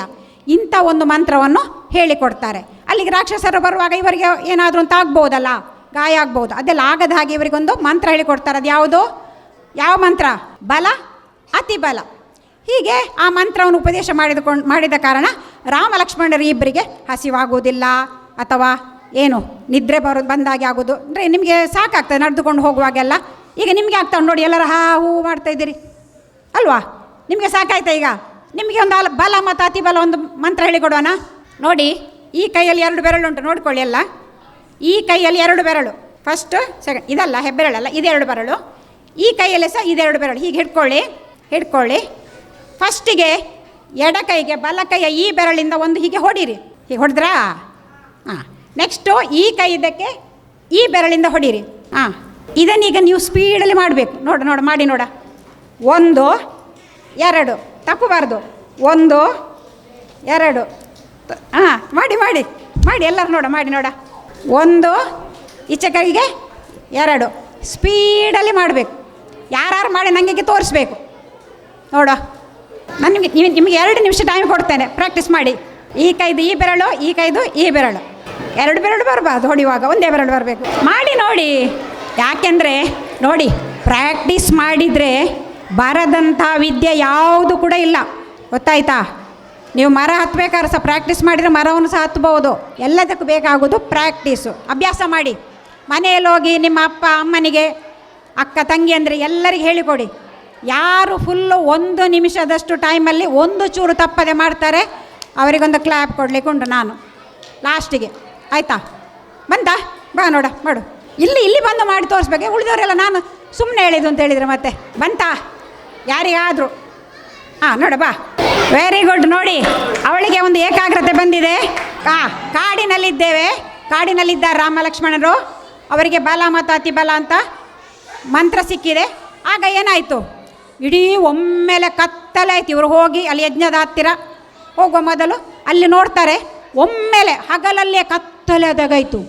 ಇಡೀ ಕತ್ತಲೆ, ಎಲ್ಲ ಏನು ಶಬ್ದವೇ ಇಲ್ಲ. ಒಮ್ಮೆಲೆ ಎಂತಾಯ್ತಪ್ಪ? ಎಲ್ಲರೂ ಹೀಗೆ ನೋಡ್ತಾರೆ. ರಾಮ ಲಕ್ಷ್ಮಣ ಗೊತ್ತಿಲ್ಲಲ್ಲ ರಾಕ್ಷಸರದಲ್ಲಿ ಏನೆಲ್ಲ ಮಾಡ್ತಾರೆ ಅಂತ. ಫಸ್ಟು ಹೋಗೋದವರು. ಸೊ ನೋಡ್ತಾರೆ ಎಂಥದ್ದು ಗೊತ್ತೇ ಆಗೋದಿಲ್ಲ. ಅಯ್ಯೋ 12 ಗಂಟೆ ಮಧ್ಯಾಹ್ನದ ನಡು ಬಿಸಿಲಲ್ಲಿ ಇಡೀ ಕತ್ತಲೆ ಆಗಿದೆ. ನೋಡುವಾಗ ಅದು ಒಂದು ರಾಕ್ಷಸಿ, ತಾಟಕಿ ಅಂತ ಒಂದು ರಾಕ್ಷಸಿ. ಯಾರು? ತಾಟಕಿ ಅಂತ. ಅವಳಿಗೆ 10,000 ಆನೆದು ಬಲ ಉಂಟು, ಅವಳಿಗೆ ಶಕ್ತಿ. ಇಷ್ಟೇ ಎತ್ತರ ಅವಳ ದೇಹ. ಅವಳು ಹಾಗೆ ಅಡ್ಡ ನಿಂತರೆ ಸೂರ್ಯನೇ ಕಾಣುವುದಿಲ್ಲ ಇವರಿಗೆ. ಸೂರ್ಯನ ಬೆಳಕೆ ಇವರಿಗೆ ಬರಲಿಲ್ಲ, ಅವರು ಅಡ್ಡ ನಿಂತಳು ಸೂರ್ಯನಿಗೆ. ಆಗ ವಿಶ್ವಾಮಿತ್ರ ಹೇಳ್ತಾರೆ, ನೋಡು ಇವಳೇ ಆ ರಾಕ್ಷಸಿ, ಇವಳೇ ನಮ್ಮ ಯಜ್ಞಕ್ಕೆಲ್ಲ ಉಪದ್ರ ಮಾಡುವವಳು, ತೊಂದರೆ ಕೊಡುವವಳು, ಮೊದಲು ಅವಳನ್ನು ಕೊಲ್ಲು ಅಂತ. ರಾಮನಿಗೆ ಅವನು ಬಹಳ ಒಳ್ಳೆ ಗುಣದವನು. ಅವನು ಹೇಳ್ತಾನೆ, ಅಯ್ಯೋ ನಮಗೇನು ಉಪದ್ರವೇ ಮಾಡಲಿಲ್ಲ ಈಗ ಅವಳು, ನಾನೆಂತ ಕೊಲ್ಲುವುದು ಅವಳನ್ನು? ಇಲ್ಲ ಅವಳು ಮಾಡ್ತಾಳೆ, ಈಗ ನೋಡು ಗೊತ್ತಾಗ್ತದೆ ನಿನಗೆ ಅಂತೇಳಿ. ಇವನು ಸುಮ್ಮನೆ ಇದ್ದ ಸ್ವಲ್ಪ ಹೊತ್ತು, ನೋಡುವ ಏನು ಮಾಡ್ತಾಳೆ ಅಂತ. ಅಷ್ಟೊತ್ತಿಗೆ ಇವರೆಲ್ಲ ಈ ಹೋಮಕ್ಕೆಲ್ಲ ಸಮಿದೆಗಳು, ಕಟ್ಟಿಗೆ ತುಂಡುಗಳನ್ನೆಲ್ಲ ಇಡ್ತಾರೆ ಅಲ್ಲಿ ಹೋಮ ಮಾಡಲಿಕ್ಕೆ ಅಂತ. ಅಟ್ಟಿ ಹೀಗೆ ಲೈನಲ್ಲಿ ಇಡ್ತಾರೆ ಆಶ್ರಮದಲ್ಲಿ. ನೋಡುವಾಗ ಸ್ವಲ್ಪ ಹೊತ್ತಿನ ಅದಕ್ಕೆಲ್ಲ ನೀರು, ಒಮ್ಮೆಲೆ ಮಳೆ ಬಂದಾಗೆ ನೀರಾಯಿತು. ಇಡೀ ಹೋಮದ ಕಟ್ಟಿಗಳೆಲ್ಲ ಒದ್ದೆ ಆಯ್ತು. ಅದನ್ನು ಮಾಡಲಿಕ್ಕೆ ಆಗ್ತದೆ ಹೋಮ? ಒದ್ದೆ ಆದರೆ ಕಟ್ಟಿಗೆಯಲ್ಲಿ ಹೋಮ ಮಾಡಲಿಕ್ಕೆ ಆಗುತ್ತೆ. ಸಮಿದೆಗಳಿಗೆಲ್ಲ ಎಲ್ಲದಕ್ಕೆ ಒಮ್ಮೆಲೆ ನೀರು ಬಿತ್ತು. ನೋಡುವಾಗ ಯಾರು ಮಾಡಿದ್ದದು? ಈ ತಾಟಕಿ. ಪುನಃ ಇವರು ಹೋಮ ಮಾಡಲಿಕ್ಕೆ, ಯಾಗ ಮಾಡಲಿಕ್ಕೆ ರೆಡಿಯಾಗಿದ್ದಾರೆ ವಿಶ್ವಾಮಿತ್ರರು ಅಂತೇಳಿ ಗೊತ್ತಾದ ಕೂಡಲೇ ಅವಳು ಏನು ಮಾಡ್ತಾಳೆ? ಅದಕ್ಕೆಲ್ಲ ನೀರು ಹಾಕಿ ಅವಳಿಗೆ ತೊಂದರೆ ಕೊಟ್ಟ ಕೂಡಲೇ ಇವರು ವಿಶ್ವಾಮಿತ್ರ ಹೇಳ್ತಾರೆ, ನೋಡು ಈಗ ನೀನು ನೋಡಿದೆಯಲ್ಲ, ನಾನು ಹೇಳಿದ್ದು ನೀನು ಕೇಳಲಿಲ್ಲ, ಈಗ ನೋಡಿದೆಯಲ್ಲ ಹೇಗೆ ಮಾಡಿದ್ರು ಹೋಮಕ್ಕೆ, ಯಜ್ಞಕ್ಕೆ ಅಡ್ಡಿ ಅಂತ ಹೇಳಿ. ಕೂಡಲೇ ಆಗ ರಾಮ ಏನು ಮಾಡ್ತಾನೆ? ಒಂದು ಬಾಣ ಬಿಟ್ಟು ಅವಳನ್ನು ಕೊಂದು ಹಾಕ್ತಾನೆ. ಅವನ ಒಂದು ಬಾಣದಿಂದ ಅವಳು ಡಬಾಲ್ ಅಂತ ಬಿದ್ದು ಸತ್ತೋಗ್ತಾಳೆ. ಇನ್ನು ಹಾಗಾದರೆ ಹೋಮ ಎಲ್ಲ ಯಾಗ ಮಾಡಲಿಕ್ಕೆ ಏನು ತೊಂದರೆ ಇಲ್ಲ ಅಂತೇಳಿ ಬೇಗ ಇವರೆಲ್ಲ ಬೇರೆ ಕಟ್ಟಿಗೆನೆಲ್ಲ ತಂದು ಹೋಮಕ್ಕೆ ಎಲ್ಲ ಸಿದ್ಧತೆ ಮಾಡಿ ಹೋಮ ಶುರುವಾಯಿತು. ಹೋಮ ಶುರುವಾಗಿ ಒಂದು ದಿನ ಆಯಿತು. ಅದು ಮೊದಲೆಲ್ಲ ದೊಡ್ಡ ಹೋಮ ಅಂತ ಹೇಳಿದ್ರೆ 5 ವಾರ 1 ವಾರ ಹೀಗೆಲ್ಲ ಹೋಮ ಆಗ್ತಾ ಇರ್ತದೆ. ಯಾಗಗಳನ್ನೆಲ್ಲ ಅಷ್ಟು ದೊಡ್ಡದದು, ಸಣ್ಣದಲ್ಲ. ನಾವು ಬೆಳಗ್ಗೆ 1 ಗಂಟೆ ಕೂತು 2 ಗಂಟೆಗೆ ಎದ್ದು ಮುಗಿಸುವಂಥ ಒಂದು ಹೋಮ ಅಲ್ಲ ಅದು. ಯಾಗ ಆದ ಕಾರಣ ಅದಕ್ಕೆ 6 ದಿನ 7 ದಿನ ಎಲ್ಲ ಇತ್ತು. ಇದು 6 ದಿನ ಆಯಿತು ಇವರ ಯಾಗ. ಅದು ಲೋಕ ಕಲ್ಯಾಣಕ್ಕಾಗಿ ಮಾಡುವಂಥದ್ದು. ಹಾಗೆ ಯಾಗ ಎಲ್ಲ ಆಯಿತು. ಯಾಗ ಆಗಿ ಇನ್ನು ನಾಳೆ ಒಂದಾದರೆ ಯಾಗ ಕಂಪ್ಲೀಟ್ ಮುಕ್ತಾಯ ಆಗ್ತದೆ. ಅಷ್ಟೊತ್ತಿಗೆ ಏನಾಯಿತು? ಈ ತಾಟಕಿಗೆ ಮಗ ಇದ್ದಾನೆ, ಒಬ್ಬ ಮಾರೀಚ ಅಂತ. ಯಾರಿದ್ದಾನೆ? ಒಬ್ಬ ಮಗ ಇದ್ದಾನೆ. ಅವನಿಗೆ ಗೊತ್ತಾಯಿತು, ನನ್ನ ಅಮ್ಮನನ್ನು ಕೊಂದು ಹಾಕಿದವರು ಇವರೇ ಇಲ್ಲಿದ್ದಾರೆ, ಇಲ್ಲಿ ಹೋಮಕ್ಕೆ ಅವರು ರಕ್ಷಣೆ ಮಾಡ್ತಾ ಇದ್ದಾರೆ ಅಂತ. ಕೂಡಲೇ ಅವನು ಒಂದಷ್ಟು ಮಾಂಸ ಗೀಂಸ ಕಲ್ಲು ಮಳೆಲ್ಲ ಅವನು ಹೊತ್ಕೊಂಡು ತಂದು ಹೋಮಕ್ಕೆ ಯಜ್ಞಕ್ಕೆ ಹಾಕಲಿಕ್ಕೆ ಅವನು ಬರ್ತಾನೆ, ಓಡಿ ಬರ್ತಾನೆ. ಅವನಿಗೊಂದೊಬ್ಬ ಫ್ರೆಂಡ್ ಇದ್ದಾನೆ, ಸುಬಾಹು ಅಂತ, ಇನ್ನೊಬ್ಬ ಸುಬಾಹು ಅಂತೇಳಿ. ಇಬ್ಬರು ಬರ್ತಾರೆ. ಇಬ್ಬರು ಬಂದು ಆ ಯಜ್ಞವನ್ನು ಹಾಳು ಮಾಡಲಿಕ್ಕೆ ಅಂತ ಹೇಳುವಾಗ ರಾಮನ ಬಿಟ್ಟ ಬಾಣದಿಂದ ರಾಮ ಸುರುವಿಗೆ ಮಾನವಾಸ್ತ್ರ ಅಂತ ಬಿಡ್ತಾನೆ. ಅದರಿಂದ ಈ ಮಾರೀಚ ಅವನು ಸಾಯುವುದಿಲ್ಲ. ಅವನು ಎಷ್ಟೋ ದೂರ ಹೋಗಿ ಸಮುದ್ರದೊಳಗೆ ಬೀಳ್ತಾನೆ. ಇವನ ಬಾಣದ ಶಕ್ತಿಯಿಂದ ಏನಾಗ್ತಾನೆ? ಅವನು ದೂರ ಹೋಗಿ ಸಮುದ್ರದೊಳಗೆ ಬೀಳ್ತಾನೆ. ಆದರೆ ಇನ್ನೊಬ್ಬ ಇದ್ದಾನೆ ಸುಬಾಹು, ಅವನು ಮಾತ್ರ ಆಗ್ನೇಯಾಸ್ತ್ರದಿಂದ ಅವನು ಅಲ್ಲೇ ಸುಟ್ಟು ಬೂದಿ ಆಗ್ತಾನೆ. ಹಾಗೆ ಅವರ ಯಜ್ಞ ಎಲ್ಲ ಆಯಿತು. ಯಜ್ಞ ಚಂದದಲ್ಲಿ ಆಯಿತು. ಅವರ ಯಜ್ಞಕ್ಕೆ ಏನು ಉಪದ್ರ ಮಾಡಲಿಕ್ಕೆ ಬರೋ ಮೊದಲೇ ಕೊಂದ ಕಾರಣ ಅದಕ್ಕೇನು ಹೋಮಕ್ಕೇನು ತೊಂದರೆ ಆಗಲಿಲ್ಲ. ಹೋಮ ಆಗಿ ಎಲ್ಲ ಆದ ಕೂಡಲೇ ಹೇಳ್ತಾರೆ ಅಲ್ಲೆಲ್ಲ ಮುನಿಗಳೆಲ್ಲ, ನಮ್ಮನ್ನೆಲ್ಲ ರಕ್ಷಣೆ ಮಾಡಿದ ರಾಮ, ಈಗ ನೋಡು ಅಲ್ಲಿ ಒಂದು ನೀನೀಗ ಬಿಲ್ಲು ಬಾಣದಲ್ಲಿ ಭಾಳ ತುಂಬ ನೀನು ಶ್ರೇಷ್ಠ ಇದೆಯಲ್ಲ, ನೋಡಲ್ಲಿ ಮಿಥಿಲಾಪುರ ಅಂತ ಒಂದು ನಗರ ಉಂಟು, ಅಲ್ಲಿಗೆ ಹೋಗುವ. ಅಲ್ಲಿ ಒಂದು ಜನಕರಾಯ ಅಂತ ಒಬ್ಬರು ರಾಜ ಇದ್ದಾರೆ, ಅವರ ಹತ್ರ ಒಂದು ಶಿವಧನುಸ್ಸು ಉಂಟು. ಅಲ್ಲಿ ಶಿವಧನುಸ್ಸು ಒಂದು ದೊಡ್ಡ ಒಂದು ಬಿಲ್ಲು ಬಾಣ ಅಲ್ಲಿ ಉಂಟು, ಅದನ್ನು ನೋಡಲಿಕ್ಕೆ ನೀನು ಹೋಗು, ಬಾ ಒಟ್ಟಿಗೆ ಹೋಗುವ ನಾವು ಅಂತ. ಹಾಗೆ ಎಲ್ಲರೂ ವಿಶ್ವಾಮಿತ್ರ ಮುನಿಗಳ ಸಹಿತಾಗಿ ಎಲ್ಲರೂ ಮಿಥಿಲಾಪುರ ಅಂತೇಳಿ ಅಲ್ಲಿ ನಡ್ಕೊಂಡು ಹೋಗ್ತಾರೆ. ಅಲ್ಲಿ ಹೋಗುವಾಗ ಅಲ್ಲಿ ಇವರು ಹೋದದ್ದು ಎಂಥದಕ್ಕೆ? ಶಿವಧನುಸ್ಸನ್ನು ನೋಡಲಿಕ್ಕೆ ಅಂತ ಇವರು ಹೋದದ್ದು. ಅಷ್ಟೊತ್ತಿಗೆ ಏನಾಗ್ತದೆ? ಅಲ್ಲಿ ಸಹ ಒಂದು ಹೋಮ ಆಗ್ತಾ ಇರ್ತದೆ. ಆ ಹೋಮದ ಅವನು ಜನಕರಾಯ ಮಾಡ್ತಾ ಇದ್ದಾನೆ. ಅಷ್ಟೊತ್ತಿಗೆ ಇವರು ಹೋಗ್ತಾರೆ. ಇವರು ಹೋದಕ್ಕೂ ಕೇಳ್ತಾರೆ ವಿಶ್ವಾಮಿತ್ರ ಮುನಿಗಳ ಹತ್ರ, ಯಾರು ಈ ಬಾಲಕರು? ಭಾಳ ಚಂದ ಇದ್ದಾರೆ ನೋಡಲಿಕ್ಕೆ, ಯಾರು ಇವರಿಬ್ಬರು? ಎಲ್ಲಿಯ ರಾಜಕುಮಾರರು ಅಂತ. ವಿಶ್ವಾಮಿತ್ರ ಹೇಳ್ತಾನೆ, ಇನ್ನು ಅಯೋಧ್ಯೆ ದಶರಥನ ಮಗ ರಾಮ ಮತ್ತು ಲಕ್ಷ್ಮಣರು ಅಂತ, ನಿಮ್ಮ ಶಿವಧನಸ್ಸನ್ನು ನೋಡಲಿಕ್ಕೆ ಬಂದಿದ್ದಾರೆ ಅಂತ. ಸರಿ ಬನ್ನಿ ಅಂತ ಅವಳು ಕರ್ಕೊಂಡು ಹೋಗ್ತಾರೆ. ದೊಡ್ಡ ಧನುಸ್ಸು ಬರ್ತದೆ. ಎಷ್ಟು ದೊಡ್ಡದೋ ಅದು, ಅಲ್ಲಿಂದ ಅಲ್ಲಿ ತನಕ, ಅದರ ತುದಿಯನ್ನು ಇಲ್ಲಿಂದ ಹಿಡ್ಕೊಂಡು ನೋಡಲಿಕ್ಕೆ ಸಾಗುವುದಿಲ್ಲ, ಅಷ್ಟು ದೊಡ್ಡ ಧನುಸ್ಸು. ರಾಮ ಬಂದು ನೋಡ್ತಾನೆ, ಧನುಸ್ಸನ್ನು ಎತ್ತುತ್ತಾನೆ. ಎತ್ತಿ ಹೀಗೆ ಮಾಡುವಾಗ ಅದು ಅಲ್ಲಿಗೆ ತುಂಡಾಗ್ತದೆ. ಏನಾಗ್ತದೆ? ಇವನ ಶಕ್ತಿಗೆ ಅದು ತುಂಡಾಗ್ತದೆ. ಇಲ್ಲಿ ಜನಕ ಏನು ಮಾಡಿದ್ದಾನೆ, ಈ ಧನುಸ್ಸನ್ನು ಎತ್ತಿ ಯಾರಾದರೂ ಅದನ್ನು ಎತ್ತಿ ಇದು ಹೆದೆ ಏರಿಸಿದರೆ ಅವರಿಗೆ ನನ್ನ ಮಗಳನ್ನು ಮದುವೆ ಮಾಡಿಕೊಡ್ತೇನೆ ಅಂತೇಳಿ. ಅಲ್ಲಿ ಸೀತೆ ಅಂತ ಅವರಿಗೆ ಮಗಳು, ಸೀತೆಯನ್ನು ನಿಂಗೆ ಮದುವೆ ಮಾಡಲಿಕ್ಕೆ ಈ ಒಂದು ಪಣವನ್ನು ಇಟ್ಟಿದ್ದಾನೆ. ಇದನ್ನು ಯಾರಾದರೂ ಮುಟ್ಟಿ ತುಂಡು ಮಾಡಿ ಎತ್ತಿದರೆ ಎಲ್ಲ ಮಾಡಿದರೆ ಅವರಿಗೆ ನನ್ನ ಮಗಳನ್ನು ಮದುವೆ ಮಾಡಿಕೊಡ್ತೇನೆ ಅಂತ. ಈಗ ರಾಮನ ಅದೇ ರೀತಿ ಮಾಡಿದೆಲ್ಲ ಏನು ಮಾಡುವ, ಹಾಗಾದರೆ ಮದುವೆ ಮಾಡುವ ಅಂತೇಳಿ ಮದುವೆ ಮಾಡಲಿಕ್ಕೆ ರಾಮ ಹೇಳ್ತಾನೆ, ನೋಡಿ ನೀವು ಹೇಳಿದ ಕೂಡಲೇ ಮದುವೆ ಆಗಲಿಕ್ಕೆ ತಯಾರಿಲ್ಲ, ನನ್ನ ತಂದೆದ ಅಪ್ಪಣೆ ತೊಗೊಂಡು ಬರಬೇಕು, ನನ್ನ ತಂದೆ ಅಪ್ಪಣೆ ಕೊಟ್ಟರೆ ಮಾತ್ರ ಅಂತ. ಹಾಗೆ ಜನ ಅಲ್ಲಿಗೆ ದೂತರು ಅಲ್ಲಿಗೆ ಹೋಗ್ತಾರೆ. ಅಲ್ಲಿ ದಶರಥನ ಭಾರಿ ಖುಷಿ ಆಗ್ತದೆ. ಕಾಡಿಗೆ ಹೋದವರು ಏನಾಗಿದ್ದಾರಂತ ತಲೆ ಬಿಸಿಯಲ್ಲಿ ಚಿಂತೆಯಲ್ಲಿ ಇದ್ದವನಿಗೆ, ನಿದ್ದೆ ಇಲ್ಲದೆ ಒದ್ದಾಡ್ತಾ ಇದ್ದವನಿಗೆ ರಾಮನಿಗೆ ಮದುವೆ ಅಂತೆ, ರಾಮನಿಗೊಂದು ಹುಡುಗಿ ಸಿಕ್ಕಿದಾಳಂತೆ, ಮದುವೆಗೆ ದಿಬ್ಬಣ ತಗೊಂಡು ಹೋಗುವ. ಎಲ್ಲ ಗೌಜಿಯಲ್ಲಿ ದಿಬ್ಬಣ ಹಿಡ್ಕೊಂಡು ಹೋಗ್ತಾರೆ. ಎಲ್ಲಿಗೆ ಹೋಗ್ತಾರೆ? ಮಿಥಿಲಾಪುರಕ್ಕೆ ಹೋಗ್ತಾರೆ. ಅಲ್ಲಿ ಸೀತೆ ರಾಮನಿಗೆ ಮದುವೆ ಆಗ್ತದೆ. ಮದುವೆ ಆಗಿ ಪುನಃ ಎಲ್ಲರ ದಿಬ್ಬಣ ಸಮೇತ ಖುಷಿಯಲ್ಲಿ ಅರಮನೆಗೆ ಬರ್ತಾರೆ. ಬೋಲೋ ಶ್ರೀರಾಮಚಂದ್ರ ಭಗವಾನಕಿ, ಪವನ ಸುತ ಹನುಮಾನಕಿ. ರಾಮ ಈಗ ಇಲ್ಲಿ ಬಂದಾಯಿತು. ಬಂದ ನಂತರ ಈಗ ದಶರಥನಿಗೆ ನೆಕ್ಸ್ಟ್ ಏನು ಕೆಲಸ? ಈ ರಾಜಕುಮಾರ ಇವರು ದೊಡ್ಡವನಾಗಿದ್ದಾನಲ್ಲ, ಇವನಿಗೊಂದು ರಾಜ್ಯ ಪಟ್ಟಾಭಿಷೇಕ ಮಾಡಬೇಕು. ನನ್ನ ನಂತರ ಯಾರು ರಾಜ್ಯ ಆಳೋದು? ಅಯೋಧ್ಯೆಯನ್ನು ಶ್ರೀರಾಮಚಂದ್ರನೇ ಆಳಬೇಕು. ಅದಕ್ಕೆಲ್ಲ ಮಾತಾಡಿಕೊಳ್ತಾರೆ ವಶಿಷ್ಠರ ಹತ್ರ, ಗುರುಗಳ ಹತ್ರ, ಎಲ್ಲರ ಹತ್ರ, ಸಾಮಂತ ರಾಜರ ಹತ್ರ ಎಲ್ಲ ಕರೆದುಕೊಳ್ತೇನೆ. ಏನು, ನಾನು ನನ್ನ ಮಗನಿಗೆ ಯುವರಾಜ ಪಟ್ಟಾಭಿಷೇಕ ಮಾಡ್ತೇನೆ, ನಿಮ್ಮ ಅಭಿಪ್ರಾಯ ಏನು ಅಂತ. ಎಲ್ಲರಿಗೂ ರಾಮ ಒಳ್ಳೆ ಗುಣದವನು, ಹೇಳಿದಾಗೆ ಕೇಳುವವನು, ಒಳ್ಳೆ ಶಕ್ತಿವಂತ, ಆದ ಕಾರಣ ರಾಜ್ಯವನ್ನು ಚಂದದಲ್ಲಿ ಅವನು ಆಳ್ತಾನೆ, ಆದ ಕಾರಣ ಮಾಡಿ ಅಂತ ಹೇಳ್ತಾರೆ. ಆಯಿತಾ? ಇಲ್ಲಿ ಕೂಡಲೇ ಇನ್ನೂ ದಿನ ಹೆಚ್ಚಿಲ್ಲ, ಬೇಗ ಎಷ್ಟು ಬೇಗ ಆಗ್ತದೆ ಅಷ್ಟು ಬೇಗ ರಾಜನ ಪಟ್ಟಾಭಿಷೇಕ ಮಾಡಬೇಕು. ಆಯ್ತು, ಎಲ್ಲ ರೆಡಿ ಆಯಿತು. ಆಚೆ ಈಚೆ ತೋರಣ ಕಟ್ಟಿದ್ರು, ನೀವೆಲ್ಲ ಕಟ್ಟಿದ್ರಲ್ಲಿ ಇಲ್ಲೆಲ್ಲ ಹೀಗೆ ಗೌಜಿಯಲ್ಲಿ ಅರಮನೆ ಇಡೀ ಚಂದ ಆಗ್ತಾ ಉಂಟು. ಇದನ್ನು ಯಾರು ನೋಡ್ತಾರೆ ಅಂತಂದರೆ ಕೈಕೇಯಿ ಅಂತ ಇದ್ದಾಳಲ್ಲ ರಾಣಿ, ಎರಡನೇ ರಾಣಿ ಭರತನಮ್ಮ, ಅವಳಿಗೊಂದು ದಾಸಿ ಇದ್ದಾಳೆ. ಅವಳೊಟ್ಟಿಗೆ ಅವಳ ಮದುವೆ ಆಗುವಾಗಲೇ ನಾನು ಸಹ ಬರ್ತೇನೆ ಕೈಕೇಯಿ ಅಂತೇಳಿ ಬಂದಿದ್ದಾಳೆ. ಮದುವೆಯಾಗಿ ಕೈಕೇಯಿ ಇಲ್ಲಿಗೆ ಬರುವಾಗ ಅವಳೊಟ್ಟಿಗೆ ಇವಳು ಬಂದಿದ್ದಾಳೆ. ಇವಳಿಗೊಂದು ಬೆನ್ನು ಸ್ವಲ್ಪ ಗೂನು, ನಡೀಲಿಕ್ಕೆಲ್ಲ ಸ್ವಲ್ಪ ಕಷ್ಟ. ನಾನು ಬರ್ತೇನೆ ನಿನ್ನೊಟ್ಟಿಗೆ, ಆಯಿತಾ, ನೀನು ಮದುವೆಯಾಗಿ ಹೋಗ್ತೀಯಲ್ಲ, ನಾನು ಸಹ ಬರ್ತೇನೆ ಹಾಗೆ ಬಂದಿದ್ದಾಳೆ. ಇವಳಿಗೆ ಬೇಡ ಹೇಳಲಿಕ್ಕೆ ಆಗುದಿಲ್ಲ, ಯಾಕೆಂದರೆ ಅವಳನ್ನು ಸಾಕಿ ಸಲಹಿ ಎಲ್ಲ ಒಟ್ಟಿಗೆ ಸಣ್ಣದಿಂದ ಇದ್ದವಳಲ್ಲ, ಬರಲಿ ಅಂತೇಳಿ. ಅವಳೆಂತ ಮಾಡ್ತಾಳೆ, ಈಗ ನೋಡ್ತಾ ಇದ್ದಾಳೆ ಎಲ್ಲ ಅಲ್ಲಿ ಇಲ್ಲಿ ಚಂದ ಆಗಿದೆಲ್ಲ. ಇವಳಿಗೆ ಗೊತ್ತೇ ಇಲ್ಲ ವಿಷಯ ಎಂತ ಅಂತ. ಇವಳೆಂತ ಮಾಡ್ತಾಳೆ, ಎಲ್ಲ ಅಲ್ಲಿ ಕೆಲವರು ಇದ್ದಾರೆ ಕೆಲಸ ಮಾಡೋರು, ಅಲ್ಲ ನೀವು ಯಾಕೆ ಈಗ ತೋರಣ ಎಲ್ಲ ಕಟ್ಟುವುದು, ಅಲ್ಲೆಲ್ಲ ಹೂವಿನ ಅಲಂಕಾರ ಎಲ್ಲ ಯಾಕೆ ಮಾಡಿದ್ದು ಅಂತ ಕೇಳ್ತಾಳೆ. ಅದಕ್ಕೆ ಅವರಿಗೆಲ್ಲ ನೆಗೆ ಬರ್ತಾ, ಅಯ್ಯೋ ರಾಮನಿಗೆ ಪಟ್ಟಾಭಿಷೇಕ, ನಾಳೆ ಅವನಿಗೆ ಅರಮನೆಯಲ್ಲಿ ಈಗ ನಾಳೆ ಗೌಜಿ ಆಗ್ತದೆ, ಪಟ್ಟಾಭಿಷೇಕ ಮಾಡ್ತಾರೆ, ಮತ್ತು ಅವನು ರಾಜ ಅಂತ. ಇವಳಿಗೆ ಒಮ್ಮೆಲೆ ಅಯ್ಯೋ ರಾಮನಿಗೆ ರಾಜ್ಯ ಮಾಡಿದರೆ ನನ್ನ ಮಗ, ನನ್ನ ರಾಣಿದು ಅಂದರೆ ಕೈಕೇಯಿದು ಮಗ ಇದ್ದಾನಲ್ಲ ಭರತ, ಅವನಿಗೆ ಏನಾಗ್ತದೆ, ಅವನು ಮತ್ತೆ ರಾಜ ಆಗುವುದಿಲ್ಲಲ್ಲ, ಎಂತ ಮಾಡೋದು ಈಗ ಅಂತೇಳಿ ಓಡಿ ಹೋಗಿ ಕೈಕೇಯಿ ಅಂತ ಹೇಳ್ತಾಳೆ. ಕೈಕೇಯಿ ಎಲ್ಲ ಹಾಳಾಯಿತು ಅಂತ. ಏನಾಳೆ ಅವಳು, ಕೈಕೇಯಿಗೆ ಸಹ ಏನು ಗೊತ್ತಿಲ್ಲ, ಏನಾಯಿತು ಕೇಳ್ತಾಳೆ. ಅಯ್ಯೋ ಈಗ ರಾಮನಿಗೆ ಪಟ್ಟಾಭಿಷೇಕ ಅಂತ ಕೈಕೇಯಿಗೆ ಎಲ್ಲರಿಗೆ ಸಹ ರಾಮ ಅಂತೇಳಿದ್ರೆ ಎಲ್ಲರಿಗೂ ಖುಷಿ, ಯಾರಿಗೂ ಅವನ ಮೇಲೆ ಎಲ್ಲರಿಗೂ ಸಹ ಅವನ ಮೇಲೆ ತುಂಬ ಪ್ರೀತಿ. ಅವರೆಂತ ಹೇಳ್ತಾರೆ, ಆಯಿತು ಭಾರಿ ಖುಷಿ ಆಯ್ತು ನೋಡ, ನೀನು ಅದಕ್ಕೆ ಸಾರ ಕೊಡ್ತೇನೆ ಅಂತ ಸಾರ ಕೊಡ್ತಾಳೆ. ಇವಳು ತೆಗೆದು ಬಿಸಾಡ್ತಾಳೆ ಅದನ್ನು.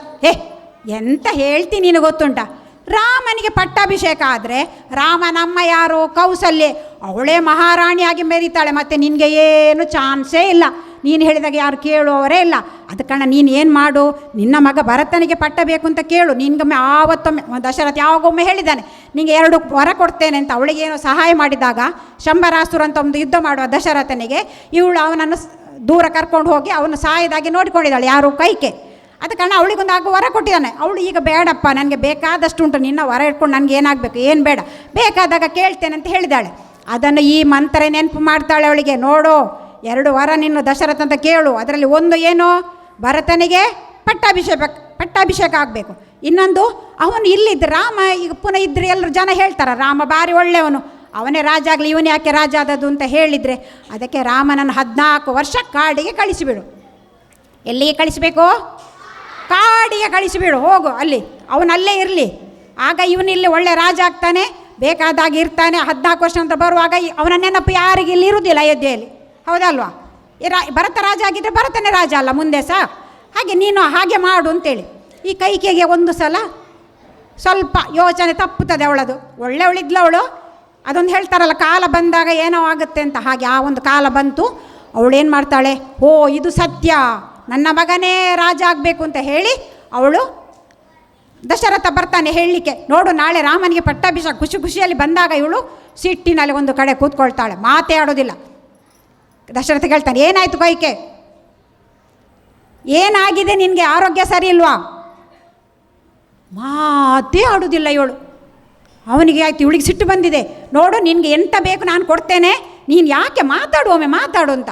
ಕೈಕೆ ಹೇಳ್ತಾಳೆ, ಮೊದಲು ವಚನ ಕೊಡು, ನಾನು ಹೇಳಿದಾಗೆ ಕೇಳ್ತೀನಿ ಅಂತ ವಚನ ಕೊಡು, ನಾನು ನಿನಗೆ ಆಗ ಏನು ಬೇಕು ಅಂತ ಹೇಳ್ತೇನೆ ಅಂತ.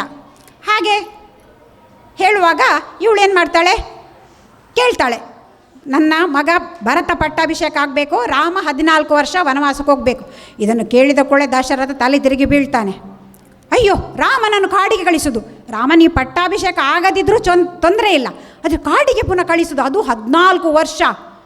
ಅಯ್ಯೋ ಬೇಡ ಬೇಡ. ಅವನಿಗೆ ಮೂರ್ಛೆ ತಪ್ಪಿ ಹೇಳ್ತಾನೆ ಪುನಃ, ಕೈಕೆ ನೀನೇನು ಹೇಳಿದ್ದಿ ಪುನಃ ಕೇಳ್ತಾನೆ. ಏನು ಹೇಳಿದ್ದಿ ಕೈಕೆ, ಏನು ಹೇಳಿದ್ದಿ ನೀನು, ರಾಮನಿಗೆ ವನವಾಸ, ಪಟ್ಟಾಭಿಷೇಕ ಬೇಡ ಹೇಳೋದಕ್ಕೆ ಅವನದು ಏನು, ಅವನೇನು ಮಾತಾಡೋದಿಲ್ಲ. ಪಟ್ಟಾಭಿಷೇಕ ಬೇಡ, ಭರತ ಇರಲಿ ಅಲ್ಲಿ ರಾಜ್ಯಭಾರ ಮಾಡೋದರೆ ಮಾಡಲಿ, ಆದರೆ ರಾಮನನ್ನು ಕಾಡಿಗೆ ಕಳಿಸೋದು ಅವನಿಗೆ ಬೇಡ ಆಗಿತ್ತು. ಅವನು ಆದರೆ ಇವಳದು ಒಂದೇ, ನನಗೆ ಬೇರೆ ಏನು ಬೇಡ, ರಾಮ 14 ವರ್ಷ ಕಾಡಿಗೆ ಹೋಗಬೇಕು, ನನ್ನ ಮಗ ಭರತ ಪಟ್ಟಾಭಿಷೇಕ ಆಗಬೇಕು ಅಂತ. ಇಷ್ಟೊತ್ತಿಗೆ ರಾಮ ಎಲ್ಲ ತಯಾರಾಗಿ ಬರ್ತಾನೆ ಅಂತದ್ದು, ಅವನಿಗೆ ಪಟ್ಟಾಭಿಷೇಕಕ್ಕೆಲ್ಲ ರೆಡಿ ಆಗಲಿಕ್ಕೆ ಉಂಟಲ್ಲ, ಮರುದಿನ ಬೆಳಿಗ್ಗೆ ಬೇಗ ಹೇಳಬೇಕು, ಎಲ್ಲ ಸ್ನಾನ ಆಗಬೇಕು, ಮತ್ತು ಬೇರೆ ಅಲಂಕಾರ ಆಗಬೇಕೆಲ್ಲ. ಹಾಗೆ ಅವನು ಬಂದಾಗ ಇಲ್ಲಿ ಕಾಣುವುದಿಲ್ಲ, ದಶರಥ ಏನು ಹೊರಗೆ ಬರುವುದಿಲ್ಲ, ದಶರಥನ ಮನೆಯಲ್ಲಿ ಅವನಿಲ್ಲ, ಕೈಕೆ ಮನೆಗೆ ಹೋಗಿದ್ದಾನೆ ಹೇಳ್ತಾನೆ. ಅಲ್ಲಿ ನೋಡುವಾಗ ದಶರಥ ಮಲಗಿಕೊಂಡು ಇದ್ದಾನೆ. ಕೈಕೆ ಹತ್ರ ಕೇಳ್ತಾರೆ, ಏನಾಯಿತು ನನ್ನ ಅಪ್ಪನಿಗೆ, ಯಾಕೆ ಇವರು ಹೀಗಿದ್ದಾರೆ? ಆ ಕೈಕೆ ಹೇಳ್ತಾಳೆ, ಅವನನ್ನೇ ಕೇಳು, ದಶರಥನಿಗೆ ಮಾತಾಡೋ ಸ್ಥಿತಿಯಲ್ಲಿ ಸಹ ಇಲ್ಲ, ರಾಮ ರಾಮ ರಾಮ ಅಷ್ಟೇ ಹೇಳ್ತಾನೆ ಹೊರತು ಬೇರೆ ಏನು ಹೇಳಲಿಕ್ಕೆ ಆಗೋದಿಲ್ಲ. ಆಗ ಕೈಕೆ ಹೇಳ್ತಾಳೆ, ನೋಡು ನಿನ್ನ ಅಪ್ಪ ನನಗೆ ಒಂದು ವರ ಕೊಟ್ಟಿದ್ದಾರೆ, ನನಗೆ ವಚನ ಕೊಟ್ಟಿದ್ದಾರೆ, ನೀನು ಕಾಡಿಗೆ 14 ವರ್ಷ ಹೋಗಬೇಕು, ನನ್ನ ಮಗ ಪಟ್ಟಾಭಿಷೇಕ ಆಗಬೇಕು, ರಾಮನಿಗೆ ರಾಜ ಪಟ್ಟಾಭಿಷೇಕ ಆಗಬೇಕು ಅಂತೇಳಿ. ಹಾಗೆ ಹೇಳಿದ ಕೂಡಲೇ ರಾಮ ಅದಕ್ಕೆ ಬೇರೆ ಏನು ಮಾತು ಹೇಳೋದಿಲ್ಲ. ಆಯಿತು ಚಿಕ್ಕಮ್ಮ, ನೀವು ಹೇಳಿದಾಗೆ ಆಗಲಿ ಅಂತೇಳಿ ಸೀದಾ ಬರ್ತಾನೆ, ಅವನ ಮನೆಗೆ ಬರ್ತಾನೆ, ಅರಮನೆಗೆ ಬರ್ತಾನೆ. ಸೀತೆಗೆ ಲಕ್ಷ್ಮಣನಿಗೆಲ್ಲ ವಿಷಯ ಹೇಳ್ತಾನೆ, ಹೀಗೀಗೆ ನಾನು ಕಾಡಿಗೆ ಹೋಗ್ತಾ ಇದ್ದೇನೆ. ಭರತ ಆಗಲ್ಲಿ ಅವನು ಇರುವುದಿಲ್ಲ, ಅವನ ಅಜ್ಜಿ ಮನೆಗೆ ಹೋಗಿದ್ದ. ಭರತ ಈ ಸಮಯದಲ್ಲಿ ಅಲ್ಲಿ ಇರಲಿಲ್ಲ, ಭರತ ಮತ್ತು ಶತ್ರುಘ್ನ ಇಬ್ಬರೂ ಇರಲಿಲ್ಲ, ಅವರು ಅಜ್ಜಿ ಮನೆಗೆ ಹೋಗಿದ್ದಾರೆ. ಮದುವೆಯಲ್ಲಾಗಿ ಮಕ್ಕಳೆಲ್ಲ ಕರ್ಕೊಂಡೆಲ್ಲ ಹೋಗಿ ಗೌಜಿಯಲ್ಲಿದ್ದಾರೆ ಅವರು ಅಲ್ಲೇ. ಈಗ ಇದೆಲ್ಲ ಅವನು ಇಲ್ಲದಾಗ ಆಗ್ತಾ ಉಂಟಲ್ಲ, ಅವನು ಬಂದ ಮೇಲೆ ಪಟ್ಟಾಭಿಷೇಕ ಆಗಬೇಕಷ್ಟೇ, ನಾವು ಅದಕ್ಕಿಂತ ಮೊದಲು ಬೇಗ ಕಾಡಿಗೆ ಹೋಗಬೇಕು ಅಂತೇಳಿ ಇವನು ಅದಕ್ಕೆ ಎಲ್ಲ ಕಾಡಲ್ಲಿ ಹೇಗೆ ಇರಬೇಕು, ಋಷಿಗಳೆಲ್ಲ ಹೇಗಿರ್ತಾರೆ ಹಾಗೆ ಕಾವಿ ಬಟ್ಟೆಯನ್ನು ಉಟ್ಟುಕೊಂಡು ಆಭರಣವನ್ನೆಲ್ಲ ತೆಗೆದಿಟ್ಟು ಕೌಸಲ್ಯ ಅಮ್ಮನ ಹತ್ರ ಬರ್ತಾನೆ. ಅಮ್ಮನಿಗೆ ಒಟ್ಟಿಗೆ ಒಮ್ಮೆಲೆ ಅವಳಿಗೆ ದಿಗ್ಭ್ರಮೆ ಆಗ್ತದೆ, ಅಲ್ಲ ಪಟ್ಟಾಭಿಷೇಕಕ್ಕಿಂತ ಎಲ್ಲ ಅಲಂಕಾರ ಮಾಡಿ ಇದ್ದ ಸರ್ವಾಲಂಕಾರ ಭೂಷಿತನಾದ ರಾಮಚಂದ್ರ ಈಗ ಹೀಗೆ ಏನು ಇದು ಅಂತೇಳಿ. ಆಗ ಹೀಗೆ ಅಪ್ಪ ಹೀಗೀಗೆ ಹೇಳಿದ್ದಾರೆ, ಹೀಗೆ ತನ್ನ ತಂದೆ ಹೇಳಿದ್ದನ್ನು ಮಾತಾಡಲಿಕ್ಕೆ, ಅವರ ಮಾತನ್ನು ಉಳಿಸಿಕೊಳ್ಳಲಿಕ್ಕೋಸ್ಕರ ನಾನು ಕಾಡಿಗೆ ಹೋಗ್ತಾ ಇದ್ದೇನೆ ಅಂತ. ಅವಳಿಗೆ ಸಹ ತುಂಬ ದುಃಖ ಆಗ್ತದೆ, ಲಕ್ಷ್ಮಣನಿಗೆ ಸಹ ದುಃಖ ಆಗ್ತದೆ. ಲಕ್ಷ್ಮಣ ಹೇಳ್ತಾನೆ ಕಡೆಗೆ, ನಾನು ಕೂಡ ನಿನ್ನೊಟ್ಟಿಗೆ ಬರ್ತೇನೆ, ನೀನು ಎಲ್ಲಿದ್ದಿ ನಾನಲ್ಲಿ, ರಾಮ ಎಲ್ಲಿದ್ದಿ ಅಲ್ಲಿ ನಾನಿರ್ತೇನೆ ಅಂತ ಹೇಳಿ ರಾಮ ಲಕ್ಷ್ಮಣ ಸೀತೆ ಕೂಡ ಏನು ಮಾಡ್ತಾಳೆ, ಗಂಡ ಎಲ್ಲಿದ್ದೇನೆ ಅಂತ ನಾನು ಸಹ ಅಲ್ಲಿಯೇ ಹೋಗ್ತೇನೆ ಅಂತೇಳಿ ಅವಳು ಕೂಡ 3 ಜನ ಕಾಡಿಗೆ ಹೋಗ್ತಾರೆ. ಇಲ್ಲಿ ಜನಗಳಿಗೆಲ್ಲ ಬಹಳ ದುಃಖ, ರಾಮನಿಗೆ ಪಟ್ಟಾಭಿಷೇಕ ಅಂತ ಹೇಳುವಾಗ ರಾಮ ಕಾಡಿಗೆ ಹೋಗ್ತಾ ಇದ್ದಾನೆ. ಈ ಕಾಡಿಗೆ ಹೋದ ಅಂತ ಕೇಳಿದ ಕೂಡ ದಶರಥ ಏನಾಗ್ತಾನೆ, ಅಲ್ಲೇ ಬಿದ್ದು ಅವನಿಗೆ ಅವನ ಜ್ಞಾನ ತಪ್ತದೆ ಮತ್ತು ಅವನಲ್ಲೇ ಮರಣ ಹೊಂದುತ್ತಾನೆ.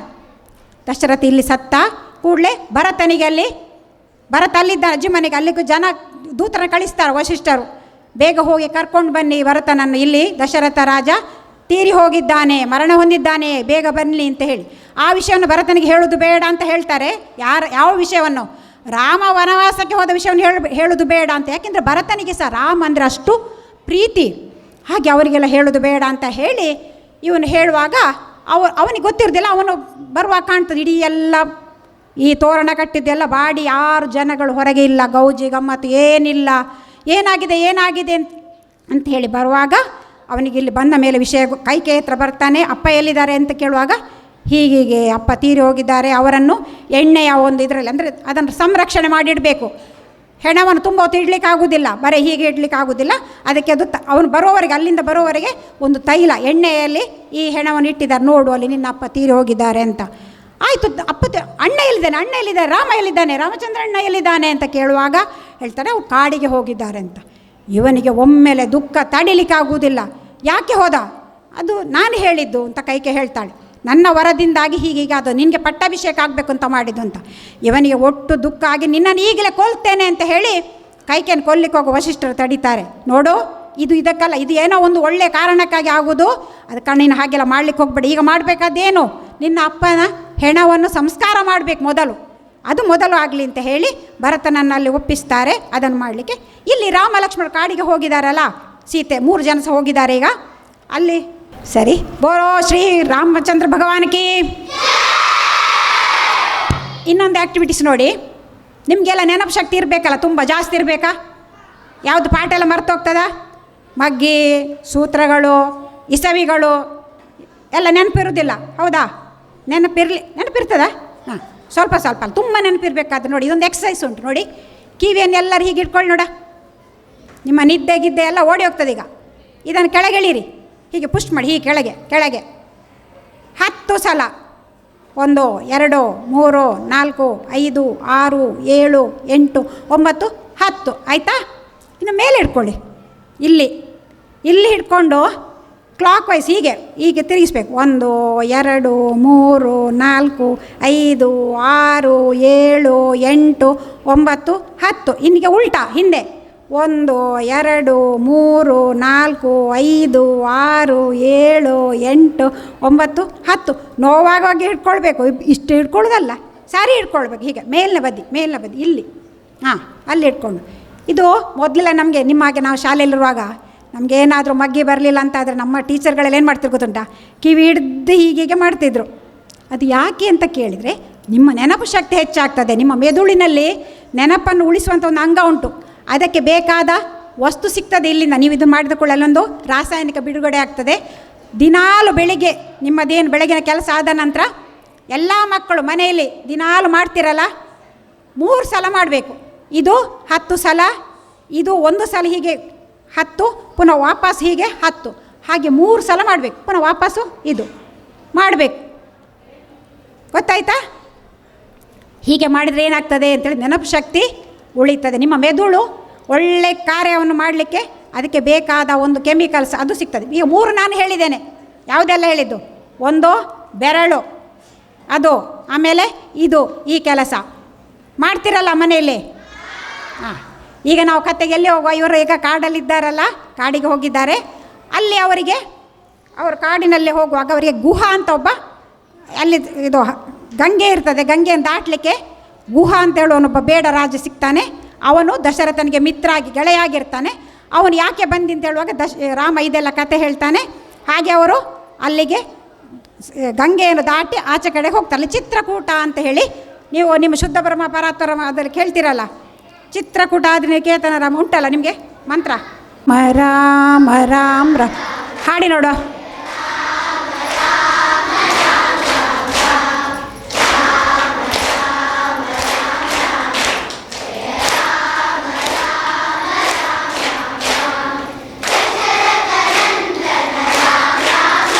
ಕೈ ಮೇಲು.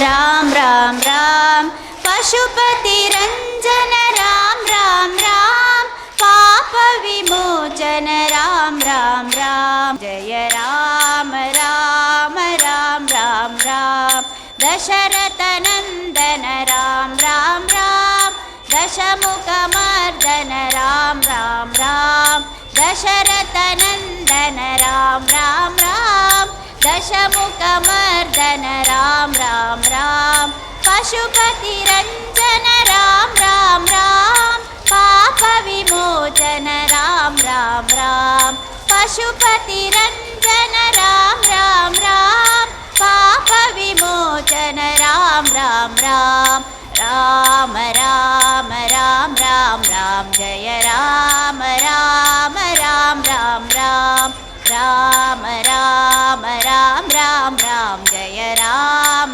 राम राम राम राम. ರಾಮ ಅಲ್ಲಿ ಕಾಡಲ್ಲಿದ್ದಾನೆ. ಇಲ್ಲಿ ಭರತ ತಂದೆದೆಲ್ಲ ಕೆಲಸವನ್ನು ಮಾಡಿದ. ಆಮೇಲೆ ಏನು ಮಾಡಿದ ಹೇಳಿದ, ನಾನು ಇಲ್ಲಿ ಇರುವುದಿಲ್ಲ, ನಾನು ಕಾಡಿಗೆ ಹೋಗಿ ರಾಮನನ್ನು ವಾಪಸ್ ಕರ್ಕೊಂಡು ಬರ್ತೇನೆ ಅಂತ.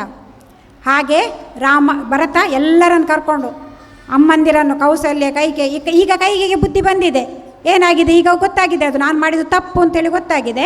ಕಾಡಿಗೆ ಕಳಿಸಬಾರ್ದಿತ್ತು ರಾಮನನ್ನು ಅಥವಾ ಭರತನಿಗೆ ಪಟ್ಟ ಬೇಕು ಅಂತ ಹೇಳಿದ್ದು ಸಹ ನನ್ನ ತಪ್ಪು. ಅದೊಂದು ಆ ಗಳಿಗೆ ಅದು ಹೇಳ್ತಾರಲ್ಲ, ಕಾಲ ಹೀಗೆ ಇರುವುದಿಲ್ಲ, ಏನೋ ಒಳ್ಳೆಯವರಿಂದ ಸಹ ಕೆಟ್ಟ ಕೆಲಸ ಮಾಡಿಸ್ತದೆ ಅಂತೇಳಿ. ಹಾಗೆ ಆಯಿತು. ಎಲ್ಲರಲ್ಲಿ ಹೋಗ್ತಾರೆ. ಇವರ ದೊಡ್ಡ ಸೈನ್ಯ ಎಲ್ಲ ಒಟ್ಟಿಗೆ ಬರೋದು ನೋಡಿದ ಕೊಳ್ಳೆ ಅಲ್ಲಿ ಲಕ್ಷ್ಮಣ ಮರದ ಮೇಲೆ ಕೂತ್ಕೊಂಡು ನೋಡುವಾಗ ದೊಡ್ಡ ಸೈನ್ಯ ಬರ್ತಾ ಉಂಟು. ಅಯ್ಯೋ, ಪುನಃ ಈಗ ಭರತ ಇಲ್ಲಿ ಸಹ ನಮ್ಮನ್ನು ನಿಲ್ಲಕ್ಕೆ ಬಿಡುವುದಿಲ್ಲ, ಕಾಡಲ್ಲಿ ಸಹ ನಮ್ಮನ್ನು ಪುನಃ ಎಲ್ಲಿಗ ಓಡಿಸ್ತಾನೆ ಅಂತ ಹೇಳಿ ಹೆದರಿ ರಾಮನ ಹತ್ರ ಹೋಗಿ ಹೇಳ್ತಾನೆ, ನೋಡಿ ಭರತ ಎಲ್ಲ ಸೈನ್ಯ ಸಮೇತ ಬರ್ತಾ ಇದ್ದು, ದೊಡ್ಡ ಸೈನ್ಯ ಬರ್ತಾ ಉಂಟು, ಧೂಳು ಬರ್ತಾ ಉಂಟು, ಎಷ್ಟೋ ಕುದುರೆಗಳು ಎಷ್ಟೋ ಆನೆಗಳೆಲ್ಲ ಬರ್ತಾ ಉಂಟು, ಇನ್ನು ನಮ್ಮನ್ನು ಬಚಾವ್ ಆಗೋದಿಲ್ಲ, ನಾವಿಲ್ಲಿಂದ ಎಲ್ಲಿಗಾರು ಓಡಿ ಹೋಗುವ ಅಂತೇಳಿ. ರಾಮ ಹೇಳ್ತಾನೆ, ನೋಡು ಹಾಗೆಲ್ಲ ಭರತ ಆ ರೀತಿ ಮಾಡೋದಿಲ್ಲ, ನೋಡು ಅವನು ಬಂದ ಕೆಲಸ ಎಂತ ನೋಡುವ ಅಂತೇಳಿ. ಆಗ ಭರತ ಬರ್ತಾನೆ ರಾಮನ ಹತ್ರ ಬಂದು ಅವನ ಪಾದದ ಅಡಿಯಲ್ಲಿ ಕೂತ್ಕೊಂಡು ಜೋರಾಗಿ ಅಳ್ತಾನೆ, ಅಣ್ಣ ಅಂತೇಳಿ. ಇವನಿಗೆ ವಿಷಯ ಏನು ಗೊತ್ತಿಲ್ಲ, ಯಾಕೆಂದ್ರೆ ದಶರಥ ತೀರಿ ಹೋದದ್ದು ಸಹ ರಾಮನಿಗೆ ಗೊತ್ತಿಲ್ಲಲ್ಲ. ಹೇಳ್ತಾನೆ, ಎಲ್ಲ ನೀನು ಯಾಕೆ ಹೀಗೆ ಅಳ್ತಾ ಇದ್ದಿ, ಅಪ್ಪನಿಗೇನು, ಅಪ್ಪ ಎಲ್ಲಿದ್ದಾರೆ, ಅಪ್ಪ ಹೇಗಿದ್ದಾರೆ ಅಂತ. ಆಗ ತಂದೆಯವರು ಹೀಗೆ ತೀರಿ ಹೋದರು ಅಂತ. ಆಗ ರಾಮನಿಗೆ ಸಹ ದುಃಖ ಬರ್ತದೆ, ಲಕ್ಷ್ಮಣಿಗೆ ಸಹ ದುಃಖ ಬರ್ತದೆ. ಅಲ್ಲಿ ಅವರಿಗೆ ತೀರಿ ಹೋದವರಿಗೆಲ್ಲ ಏನೋ ಕೆಲಸ ಮಾಡಬೇಕಂತ ಉಂಟು, ಅದನ್ನೆಲ್ಲ ಮಾಡಿ ಕಡೆಗೆ ಅದೆಲ್ಲ ಮುಗ್ದಂತ ಭರತ ಹೇಳ್ತಾನೆ, ನೀನು ರಾಮ ಇಲ್ಲಿ ನಿಲ್ಲಬೇಡ ಅಣ್ಣ, ನೀನು ಇಲ್ಲಿರಬೇಡ, ಕಾಡಲ್ಲಿರಬೇಡ, ಸೀದಾ ಬಾ, ಅಯೋಧ್ಯೆಗೆ ಬಾ, ನಿನಗೆ ಪಟ್ಟಾಭಿಷೇಕ ಮಾಡ್ತೇನೆ, ನೀನೇ ರಾಜ ಆಗು, ನನಗೆ ರಾಜ್ಯ ಬೇಡ, ಎಂತ ಬೇಡ, ಬೇಕಾದರೆ ನಾನು 14 ವರ್ಷ ಈ ಕಾಡಲ್ಲಿ ಬೇಕಾದ್ರೆ ಇರ್ತೇನೆ, ನಿನ್ನ ಬದಲಿಗೆ ನೀನು ಅಯೋಧ್ಯೆಗೆ ಹೋಗು, ನಾನು ನಿನ್ನ ಬದಲಿಗೆ ನಾನು ಕಾಡಲ್ಲಿರ್ತೇನೆ. ಯಾರು ಕಾಡಲ್ಲಿ ಇರಬೇಕಲ್ಲ 14 ವರ್ಷ, ಅದಕ್ಕೆ ನೀನು ಹೋಗು ಅಲ್ಲಿಗೆ, ನಾನು ನಿನ್ನ ಬದಲಿಗೆ ನಾನು ಇರ್ತೇನೆ ಅಂತ. ರಾಮ ಒಪ್ಪುವುದೇ ಇಲ್ಲ. ಪಿತೃವಾಕ್ಯ ಪರಿಪಾಲನೆ ಮಾಡಬೇಕು, ಅಪ್ಪ ಹೇಳಿದ್ದೇನು ಅದನ್ನು ನಾನು ಪಾಲಿಸಲೇಬೇಕು. 14 ವರ್ಷ ಅಂದರೆ 14 ವರ್ಷ ನಾನು ಕಾಡಲ್ಲೇ ಇರ್ತೇನೆ, ಆಮೇಲಷ್ಟೇ ನಾನು ಅಯೋಧ್ಯೆಗೆ ಬರೋದು, ನೀನು ಅಲ್ಲಿ ನನ್ನ ಬದಲು ನೀನು ರಾಜ್ಯಭಾರ ಮಾಡು ಅಂತ. ಇವನಿಗೆ ನನಗೆ ಬೇಡ, ಪಟ್ಟ ಬೇಡ, ಏನು ಬೇಡ, ನಾನು ರಾಜ ಆಗೋದು ಸಹ ಇಲ್ಲ, ನಾನು ನಿನ್ನ ಹಾಗೆ, ನೀನು ಕಾಡಲ್ಲೀಗ ಹೇಗಿದ್ದಿ, ಕಾವಿ ಉಟ್ಟುಕೊಂಡು ಋಷಿಗಳ ಹಾಗೆ ಇದೆಯಲ್ಲ, ಹಾಗೇ ನಾನು ಸಹ ಇರ್ತೇನೆ, ನಾನು ಅಯೋಧ್ಯೆಯಲ್ಲಿ ಪಟ್ಟವನ್ನು ಏರುವುದಿಲ್ಲ, ಅದು ನಿನಗೋಸ್ಕರ ಕಾಯ್ತಾ ಇರ್ತದೆ. ನೀನು 14 ವರ್ಷ ವನವಾಸ ಮುಗಿಸಿ ಬರ್ತೀಯಲ್ಲ, ಅಷ್ಟರವರೆಗೆ ಸಹ ನಿನ್ನ ಪಟ್ಟ ಅಲ್ಲಿ ಹಾಗೇ ಖಾಲಿಯೇ ಇರ್ತದೆ, ನೀನು ಬಂದೇ ಅದನ್ನು ಕೂತ್ಕೊಳ್ಬೇಕು, ಆ ಸಿಂಹಾಸನದ ಮೇಲೆ ನೀನೇ ಕೂತ್ಕೊಳ್ಳಿಕ್ಕೆ ಯೋಗ್ಯ, ಹೊರತು ನಾನಲ್ಲ, ನೀನು ಬರುವವರೆಗೂ ನಾನು ಕಾಯ್ತೇನೆ. ಆದರೆ ನೀನಿಲ್ಲಲ್ಲ, ನಿನ್ಗೆ ಅಲ್ಲಿ ರಾಜ್ಯಭಾರ ಆಗಬೇಕಲ್ಲ, ರಾಜ ಪಟ್ಟದಲ್ಲಿ ಕೂತ್ಕೊಳ್ಳೋದಿದ್ರು ಊರಲ್ಲಿ ರಾಜ್ಯವನ್ನು ನೋಡಿಕೊಳ್ಳೋರು ಬೇಕಲ್ಲ, ಒಬ್ಬ ರಾಜನಾಗಿ ಕೆಲಸ ಮಾಡಬೇಕಲ್ಲ, ಅದಕ್ಕೆ ನಿನ್ನ ಕಾಲಿದ್ದ ಮೆಟ್ಟು ಪಾದುಕೆ, ಕಾಲಿಗೆ ರಾಮ ಪಾದುಕೆಯನ್ನು ಹಾಕ್ಕೊಳ್ತಾನಲ್ಲ ಅದನ್ನು ಕೊಡು, ಅದನ್ನು ನಾನು ಸಿಂಹಾಸನದಲ್ಲಿಟ್ಟು, ಅದು ರಾಜ ಅಂದರೆ ಅದು ರಾಮನ ಒಂದು ಪ್ರತಿನಿಧಿ, ಅವನು ನಿನ್ನ ಬದಲಾಗಿ ಅದನ್ನಲ್ಲಿ ಇಟ್ಟು ಅದರ ಮೂಲಕ ನಾನು ರಾಜ್ಯಭಾರ ಮಾಡ್ತೇನೆ, ಆದರೆ ನಾನು ಆ ಪಟ್ಟದಲ್ಲಿ ಕೂತ್ಕೊಳ್ಳೋದಿಲ್ಲ, ನಿನ್ನ ಇದನ್ನು ಕೊಡು ಅಂತ ಹೇಳ್ತಾನೆ. ಹಾಗೆ ರಾಮ ಪಾದುಕೆಯನ್ನು ಅವನಿಗೆ ಕೊಟ್ಟಾಗ ಅದನ್ನು ದೇವರನ್ನು ಹೊತ್ತುಕೊಂಡು ಹೋಗುವಾಗೆ ತಲೆ ಮೇಲೆ ಹೊತ್ತುಕೊಂಡು ಅಯೋಧ್ಯೆಗೆ ತಂದು ಅಲ್ಲಿಯ ಪಟ್ಟದ ಸಿಂಹಾಸನದ ಮೇಲೆ ಅದನ್ನು ಇಟ್ಟು, ಇವನು ಅಲ್ಲಿ ಅರಮನೆಯಲ್ಲಿ ಇರುವುದಿಲ್ಲ, ಇವನೊಂದು ದೂರ, ಆ ಅರಮನೆ ಬಿಟ್ಟು ದೂರ ಒಂದು ಗ್ರಾಮದಲ್ಲಿ, ನಂದಿ ಗ್ರಾಮ ಅಂತ, ಅಲ್ಲಿ ಹೋಗಿ ಅಲ್ಲಿ ಇವನು ಅದೇ ರೀತಿ ರಾಮ ಹೇಗೆ ಬರೇ ಗಡ್ಡೆ ಗೆಣಸು ಹಣ್ಣು ಹಂಪಲು ತಿಂತಾನೆ, ಹಾಗೆಯೇ ಅದೇ ಆಹಾರ, ಅದೇ ಉಡುಗೆ, ಅದೇ ರೀತಿ ನೆಲದ ಮೇಲೆ ಮಲಗಿಕೊಂಡು ಹಾಗೇ ಅವನು 14 ವರ್ಷ ಕೂಡ ಹಾಗೇ ಇರ್ತಾನೆ. ಅವನು ಅರಮನೆಯೊಳಗೆ ಹೋಗುವುದಿಲ್ಲ, ಅರಮನೆಯ ಹಾಸಿಗೆ ಮೇಲೆ ಮಲಗುವುದೂ ಇಲ್ಲ, ಅರಮನೆಯ ಆಹಾರ ವಿಹಾರ ತಿಂಡಿಗಳನ್ನು ಸಹ ತಿನ್ನುವುದು ಸಹ ಇಲ್ಲ. ಇವನು ಹೇಗೆ ಕಾಡಲ್ಲಿದ್ದಾನೆ ಹಾಗೆ ಅವನು ಕಾಡಲ್ಲಿ ಇಲ್ಲ ಅಂತ ಬಿಟ್ಟರೆ ಬೇರೆ ಎಲ್ಲ ರಾಮನ ಹಾಗೆ ಅವನು ಹಾಗೆ ಅಲ್ಲಿರ್ತಾನೆ. ಇಲ್ಲಿ ಏನಾಗ್ತದೆ ಮುಂದೆ ಅಂತ ಹೇಳಿದರೆ, ಇದು ಕಾಡಲ್ವಾ, ಇಲ್ಲಿ ಕಾಡಲ್ಲಿ ನಿಮಗೆ ಗೊತ್ತುಂಟಲ್ಲ ಯಾರಿರ್ತಾರೆ, ರಾಕ್ಷಸರು, ಹುಲಿ ಸಿಂಹ ಅದೆಲ್ಲ ಇರ್ತದೆ. ಈ ಹುಲಿ ಸಿಂಹಕ್ಕೆಲ್ಲ ಏನು, ಇವನ ಹತ್ರ ಬಾಣ ಉಂಟು, ಬಿಲ್ಲು ಉಂಟು, ಇವರು ಬೇಕಾದಾಗ ಕೊಲ್ಬೋದು ಮಾಡ್ಬೋದು. ಆದರೆ ರಾಕ್ಷಸರು ಹಾಗೆಲ್ಲ ಇವರು ಅಂದರೆ ಅವರನ್ನು ಒಂದು ಬರೇ ಈ ರೀತಿ ನಮ್ಮ ಹಾಗೆ ನೋಡಿಕೊಳ್ಳಿಕ್ಕೆ ಆಗುವುದಿಲ್ಲ, ಅವರಿಗೆ ವಿಶೇಷ ಶಕ್ತಿಗಳಿರ್ತದೆ, ಅವರು ಮಾಯಾವಿಗಳಲ್ಲ.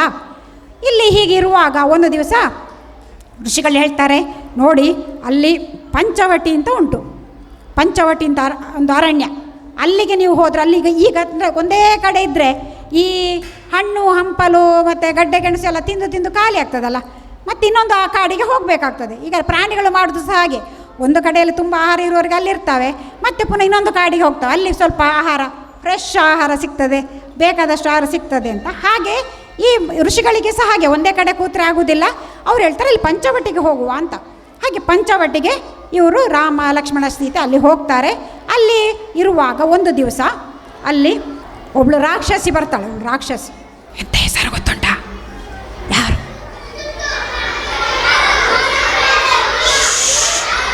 ಶೂರ್ಪನಖಿ. ರಾವಣ ಮತ್ತೆ ಬರೋದು ಶೂರ್ಪನಖಿ ಅಂತ. ಅವಳಿಗೆ ಅರಮನೆ ಆ ಅರಣ್ಯದಲ್ಲೆಲ್ಲ ಅವಳೇ ಲೀಡರ್. ಅದಕ್ಕೆ ಅಲ್ಲೇ ರಾಕ್ಷಸರಿಗೆಲ್ಲ ಅವಳು ಲೀಡರ್. ಅವಳು ಏನು ಮಾಡ್ತಾಳೆ, ಹೀಗೆ ನೋಡ್ತಾ ಬರುವಾಗ ಅವಳಿಗೆ ರಾಮ ಕಾಣ್ತಾನೆ. ಇವಳು ಶೂರ್ಪನಕ್ಕಿಂತ ಹೆಸರು ಯಾಕೆ ಬಂದದ್ದು ಗೊತ್ತುಂಟಾ? ಅವಳಿಗೆ ಎಷ್ಟು ಉದ್ದ ಉಗುರು ಇರ್ಬೋದು ನೋಡು, ಆಲೋಚನೆ ಮಾಡಿ. ನಖ ಅಂದರೆ ಉಗುರು, ಶೂರ್ಪನಖಿ ಅಂತೇಳಿ ದೊಡ್ಡ ಉಗುರು. ಎಷ್ಟು ಉದ್ದ? ಅಷ್ಟಲ್ಲ, ಅದರಲ್ಲೇ ಅವಳು ಪ್ರಾಣಿಗಳನ್ನು ಮನುಷ್ಯರನ್ನೆಲ್ಲ ಕೊಲ್ಲುದವಳು. ಇದರಲ್ಲೇ ಅಷ್ಟು ತೀಕ್ಷ್ಣವಾದ ಹರಿತವಾದ ರಾವಣ. ಇದಕ್ಕೆಲ್ಲ ಏನೋ ಒಂದು ಉಪಾಯ ಮಾಡಲಿಕ್ಕೆ ಅಂತ ನೋಡ್ತಾನೆ. ಹಾಗಿರುವಾಗ ಇಲ್ಲಿಗ ನೆಕ್ಸ್ಟು ಇನ್ನು ಕಥೆಯನ್ನು ಮತ್ತೆ ಮುಂದುವರಿಸ್ಬೋದು. ನಾನೀಗ ಇಲ್ಲಿಗೆ ಮುಕ್ತಾಯ ಮಾಡೋದು ಅಂತೇಳಿ ನಾನು ಫಸ್ಟಿಗೊಂದು ಪದ್ಯ ಹೇಳಿದ್ದೆಲ್ಲ ಅದನ್ನೊಮ್ಮೆ ಹಾಡಿ ಈ ಕಥೆಗೊಂದು ಮಂಗಳ, ನನ್ನ ಮಂಗಳ. ಸರಿ ಹೇಳೋಣ. ರಾಮ ನಾಮವ ಜಪಿಸೋ, ಶ್ರೀರಾಮಚಂದ್ರನ ಸ್ತುತಿಸೋ. ರಾಮ ನಾಮವ ಜಪಿಸೋ, ಶ್ರೀರಾಮಚಂದ್ರನ ಸ್ತುತಿಸೋ. ಬೇಗ ಶ್ಯಾಮ ರಾಮ ಗುಣಧಾಮ ರಾಮ, ಬೇಗ ಶ್ಯಾಮ ರಾಮ ಗುಣಧಾಮ ರಾಮ.